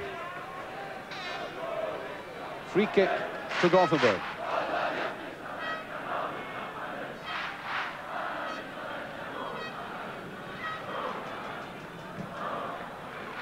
That's testing that defence again. And there is Thompson. Well, it was Nielsen again, trying to go in there, get the final touch. And Billy Thompson had really to crawl along his goal line almost. Ball away there. There's a touch. A little fortunate, and down he went. And from that angle, a lot securer than it looked from up here. Meanwhile, free kick to United. Keeping my eye on the watch, about 8 minutes remaining, just under 8 minutes now. And there is Sturrock on his own. Throw to United.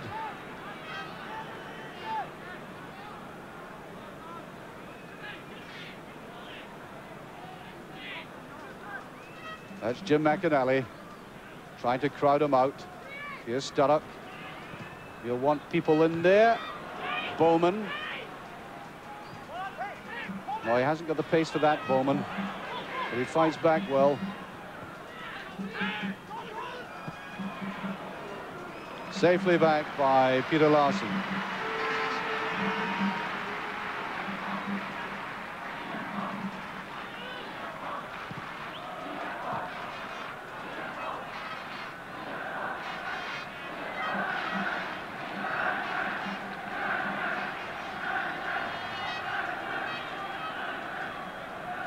Well, I can pick up the United supporters anyway. They're way to my left. And we have about 6.5 minutes left. Still 1-0 to Gothenburg. There's Malpas. Nicely, neat little touch away. Redford. Sturrock trying to come across. This is a performance that's not all that far removed from the one in Hajduk. Not just as good as Barcelona or Germany for that matter, but I think a goal for United would have changed everything. I certainly think they deserved a goal for the painstaking way they've played this match. Oh yes, he's had a lot of rough treatment in the second half.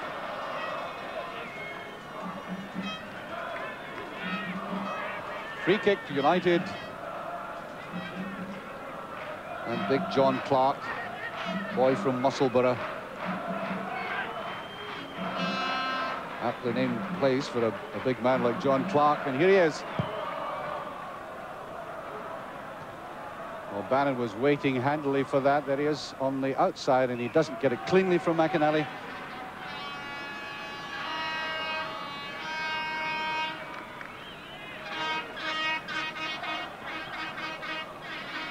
Would you expect any change now from Gothenburg? Do you think, with about 5 minutes left, don't you think they must try and mount a final assault? Yeah, I think they might put in Rantanen now, I think. I wouldn't be surprised. Rantanen being the Finnish internationalist. Yes. Who's considered a very strong player. He's strong, he's good in the air, yes. John Holt. Bowman, plenty time to bring that down. He has Sturrock away in the left. There's McInally.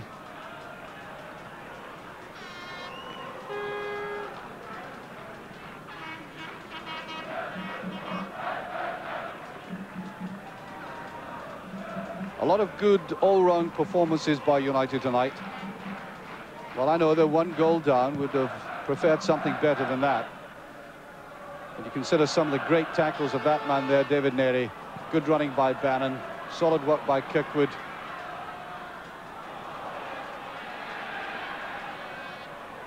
Oh, the pressure on it. Very, very bad ball by Anderson. Push forward there by Fredriksson. Now this is Holmgren. Neat little turn of pace.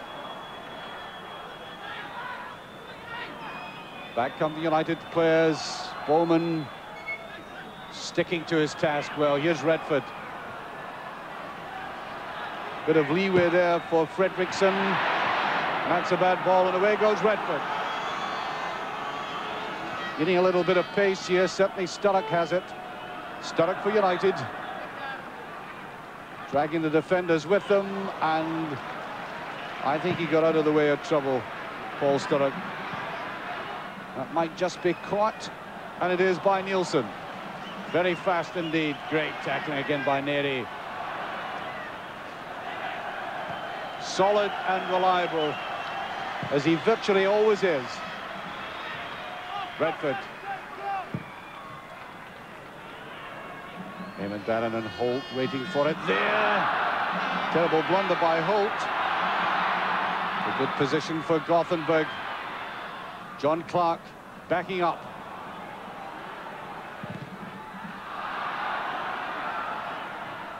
And just touched over that will be a corner kick. And we make it just under 3 minutes remaining. They brought the big defender, Max Ola Carlson, forward for this. It's something of a tragedy of United conceding a goal at this stage. There we are. We face up to now about 2.5 minutes of football. The corner kick is there. And away by Clark. Solid wall of Tangerine, and Redford breaks well. And here's Bannon. That relieves the pressure.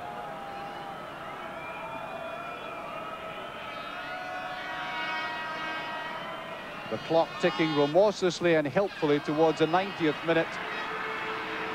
Just under 2 minutes remaining. And we, in fact, it looks like Lars Zetterlund who's coming on. Last throw of the dice, as it were. Might be an odd substitution to make, Jurgen. Well, that's a surprise, yes, because I was thinking they were going for a striker, but Zetterlund is a midfield player. That's a touch in, and Neri away with it.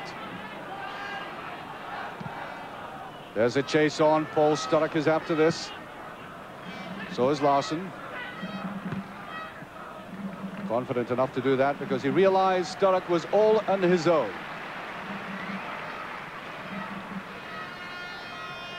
And we have exactly 1 minute remaining of the first leg of the UEFA Cup final. Gothenburg still leading by 1 goal to nothing. Not the most memorable game that United have played in Europe, but has been very useful indeed.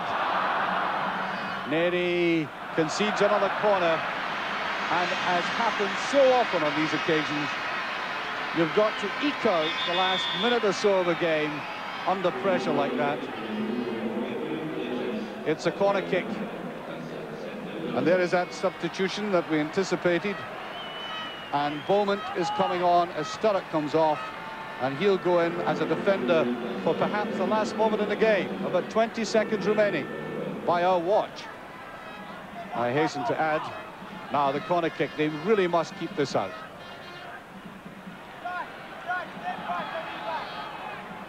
I'm sure you're willing them on back at home. Little bit of slackness and away by Thompson, and that will relieve the pressure. Oh, there was just a flicker of doubt in my mind there as to whether that would go in the back of the net or not. He is a very dangerous player, and this is what caused the problems. Ball bouncing about awkwardly, and the final whistle is gone whilst we were watching that replay. The final score in Gothenburg, all right, disappointingly, 1-0 for Gothenburg, but I really have to say that overall is a very solid professional performance by United. They didn't crumble when we thought they might. And I'll ask you frankly, Urian, who would you put your money on now for the final? Well, I think I put my money on United, because in the second half they really proved they can play football, and they were all trying hard, and they are certainly the best team that has visited Gothenburg this season. Yes, well, that's very kind of you to say that, and I'm sure Urian Persson has had slightly mixed loyalties, but delighted, absolutely delighted, as these United fans are at that result. Well, delighted in the sense that they have the opportunity of 90 minutes to get through. But let me warn you, let me end on a cautious note, that this team had played very badly at home against Hamburg in the final of the UEFA Cup first leg, and then went to Germany and scored 4 goals. And I think that is a warning to everybody. Don't forget that, but don't also forget that they're going to be lifted by a marvellous and vociferous Tannadice crowd. I think that's the best way of looking at it as we go back now to the Glasgow studio. Thank you, Archie. Archie McPherson, our commentator in Gothenburg, along with Urian Persson, who many of us remember playing for United and indeed for Rangers in the late 60s and early 70s. Well, Hamish, would we have settled for a 1-0 defeat at 6 o'clock tonight? Yes. I think we would. Oh, yeah. 2-1 would have been better, but 1-0 is not bad. The players are going in there. They're maybe a wee bit fortunate. I was very impressed. The second half, Gothenburg upped the pace a wee bit, and they've got some very, very good players there. And they played. It was a very solid team performance from them. But United have gone out there and they've done their business. It's only 1-0. They'll go to Tannadice confident. Yes. Yeah. Well, let's have a look at one or two incidents from that second half. In fact, the second half began almost as the first half had done, with United under great pressure, and Billy Thompson called upon to make a quite marvellous save. This was after literally 60 seconds of the second half, and Billy Thompson, who we were worried about perhaps suffering a little concussion, but that was a super save, Hamish, wasn't it? Yes, well, it was a miss hit. He hit it into the ground, and most keepers, they prefer a good hit shot. You know, you're actually anticipating a good strike. And the boy's done, he's hit it, and it's hit it into the ground, and it's spun away. You can see it spun twice, 3, and it hits in there, and Billy's just stretched out his arms and got a good push away there. A very good start for Billy, and obviously everybody got a wee bit of confidence from that. That's right. In fact, United were under quite a bit of pressure at the start of that second half, weren't they? That's right. Just at the very start there, and then United had their best spell in the game. They come into the game and controlled the game for probably the next 20 minutes, I would have thought. And then Gothenburg sort of upped the pace and put the pressure back on again. But it was pretty even, Stephen. They're actually a worrying side, Gothenburg. I mean, they've obviously got this marvellous record. That's what, 24 games they've now played in the UEFA Cup without defeat. They're very like United. They give you confidence watching them. They look as if they're always in command, don't they? Yes, they all played for each other, which is very important, obviously. And they each know their own job. They're each doing their own job, and then when it's somebody else in trouble, they're all there fighting and battling and helping them out. And I was very impressed. I had a funny feeling they were, with a record, that they were a very good side. The first half, really, we didn't really see an awful lot of their teamwork. But the second half, there was very good touches. They had good support and runs from the midfield, and I was very impressed with number 10. Yes. Peterson. I thought he was all over the park. Yeah, he's a good player. In fact, I can't remember whether he was involved in the second incident we're going to see. I have a feeling that he may just have been. It's another great Billy Thompson save, in fact. This was the shot which he, in fact, took one-handed and then managed to gather as he fell. Let's take a look at this one. There it is, the cross. A very awkward one for a keeper to deal with. That's right. It just kept going and going and going, and Billy just stretched his arms out and it sat in his hand nicely. He'd won very similar, apart from it was on the opposite side in his left hand in the last game in the semi-final, and he took it with his left, and that's great. That's excellent goalkeeping. Yes, and he's the kind of keeper that inspires confidence in a defence. But then, as you said, United came back into the game. They had a very good spell for about 15 or 20 minutes and had their chances, didn't they? Well, Ian Redford had a very good shot. John Clark had one from well out, but on the ground the goalkeeper made a good save. It actually could have sneaked in, but they played better. They got men up and they held the ball and used it very, very well when they did have it, and controlled the game for quite a wee while. Are you disappointed at all that United weren't able perhaps to put the Gothenburg defence under a bit more pressure to try to get that vital away goal? Well, possibly. It's not it's not an easy pitch to defend on, as we saw. I mean, Davy and Airy, defenders are waiting on the bad bounce of the ball, and you've got to keep your eye on it all the time. Whereas a good pitch, you know that the ball's going to run through or it's going to bounce up. There it was checking through. We saw a couple of times the second half that Davy just put it out. as Archie said, I think he was a wee bit worried with the pitch, and if you can get defenders turning in that with a forward pressurising them from the back, then it's not easy. You just got to kick it anywhere, and even good players have just got to play very, very safe. Although they would want to take the ball down and pass it back to the goalie or your fullbacks, they're just going to kick it anywhere, and that's really all you can do. You mentioned a shot from Ian Redford on his wrong foot as well, and it's a marvellous strike and a good save by the keeper here. Here again, this cross coming over from the United left. Yeah, so there was players in the box there. We had two, Davy Bowman in there and also Ian, and it come down very, very well. Any side, if it had actually gone a wee bit more to the keeper's left, it was in, because he was coming from left to right with a cross, and he took it very, very well. It's just an up and under. We had one from Paul Sturrock there, and Davy just controlled it, played it into the box, obviously knowing that there was people supporting, and Ian found a bit of space there, did the right thing. I mean, he hit it very well. It was going in underneath the bar, and the keeper's just right underneath it. That's right. Had it been either side, the either keeper might have side, been possibly come there. to the left. If we'd gone to the right, the keeper, as I say, has gone onto his right side. But I mean, there's no fault. I mean, that was a very, very good bit of play from both Paul, Davy Bowman and Ian Redford, and then obviously the goalkeepers got it over the bar. That's right. Would Jim McLean have played it any differently, Hamish, if Ian Ferguson hadn't been suspended and perhaps had been in there to help out Paul Sturrock, who largely ploughed a lone furrow really up front, didn't he? Well, that's right. Fergie's the kind of player that if the ball's in the box, I mean, it might have fallen to him and he might have stuck it away, but he plays and he believes that he's going to score, and I think other players now believe that. You know, that if the ball is going to be played into the box, he's going to be on the end of it, and he's got a very good record at putting the ball in the net that he's had for United this season. Probably doesn't fit into their team play as much. You know, probably that would maybe be the team that he might have played anyway. Sure. Because everybody plays away. But Fergie's a very, very important part of their team, as we see this season with the goals he scored. And he'll be looking forward to obviously trying to get into the team for the second half and in the second leg, and hopefully the ball's going to get into the box more than it did today, and he's looking to get on the end of them. That's right, because Ian Ferguson's been a little bit overshadowed, I think, by the scoring exploits of Brian McClare and Ali McCoist this season, but he's got a lot of goals for United, and as you say, hopefully we'll get a chance in the second leg. Strange substitution, Hamish. You and I both commented on that when John Clark came on for Paul Hegarty. Yes, I don't know whether it was Paul's picked up a strain or what it is. You know, I mean, obviously there was a reason the manager's not going to take him off for no reason at all. It might have looked, he was looking a wee bit hurt. But whether it's a strain, you know, we never saw him taking a knock. But he's maybe just on the ground. He's maybe just gone over and pulled his groin or something, you know. But obviously very disappointing to go on. But I mean, it's good for young John to go on again. He'd been substitute the last time, come on and done a good job. And there he's gone into the centre of defence with Davy Neary. Done well. He's a big, strong lad, as you say. But not a good time to go into the park. But he went on and made a good couple of tackles, good use of the ball. He had a good shot as well. He had a good shot, and he's always willing to go up there, and he's desperate to go up there and have a shot at the goal, you know. Yeah, I think we saw one marvellous shot of Jim McLean screaming for him to get back. He was almost too keen to get up from it. When he did, and he hit a very good shot from a free kick, in fact.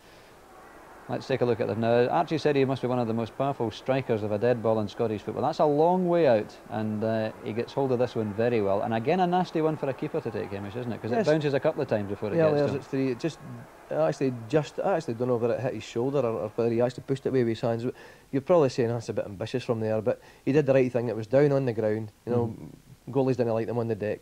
In the air, you've got a good chance because your hands are going, you're up there. You're always looking, oh God, it's going to bounce. But he's done well. He's kept it down for the wall. If it had come out any other way, Paul Sturrock was there just to put it in, and the goalie done well. He's pushed it around the post, and it's a corner kick. But ambitious, but a lot of folk wouldn't have tried it. But I knew whenever it was there, I said, well, there's only one person that's going to hit it, and it's Big Clarkie. But it very nearly produced a goal. Well, you're disappointed a little bit perhaps in the midfield, particularly maybe Jim McInally and Eamon Bannon, who perhaps didn't quite show the form that they have done in the past this season. In grounds like that, it's not easy to be creative. You know, obviously they're trying to get to men and the ball's there, and you're not really getting the ball running for you. It's at your feet and it's never getting away, and they were quick into tackle as well. And the midfield was very congested. It was, I mean, you remember there's 8 guys in there, you know. Right. Sometimes 10 guys in the space of maybe 40, 50 yards. Right. And it's not easy to get the ball out and use it very easily. So the minute you've got it, you've really got to get a good first touch, hope for a good bounce, and then play it away. And it was a bit scrappy. Let me stop you there, Hamish, because I think we in fact go back live to Gothenburg now and hear the thoughts of Jim McLean after tonight's match. The set piece, the corner kick, we got caught at the goal, and it was bad marking. But over the piece, 1-0 was at least a fair result to them. Redford might have scored in the second half when the goal had a tremendous save, but we definitely didn't take the game enough to them. But it'll be a different game at Tannadice. Were you worried at any stage that they might get another or maybe two, particularly that early stage in the second half? Well, I was definitely worried at all times because the two front players are terrific players. But we've a lot better players than they showed tonight. Our players have been magnificent this season, and we've still a lot up our sleeve. Did it go roughly the way you thought it would go? No, I honestly thought that we would score away from home. I thought that we definitely were a wee bit in our shell. But the problem definitely beyond any shadow of doubt, and I don't want to make excuses, we couldn't play in this pitch the type of game that we are. Well, I'm glad you are saying it because that was commented upon by even the Swedes themselves. Well, tactically, we had to play Ian Redford right up front. And in Germany, Ian Redford was magnificent sitting off the front. And in a pitch like this, there's no way we were encouraging passes into the midfield area up to his feet. So we had to push him right up front, and it's not his best position. Wouldn't you advise a little caution to your supporters? This team have a great record away from home as well. Yeah, so have we, but Tannadice is not a bad record either for us. And I still think that we're in with a great chance, but there's no chance that it's over for either team. Yeah, Jim McLean, I think, not unhappy at coming away from tonight's first leg with that 1-0 defeat.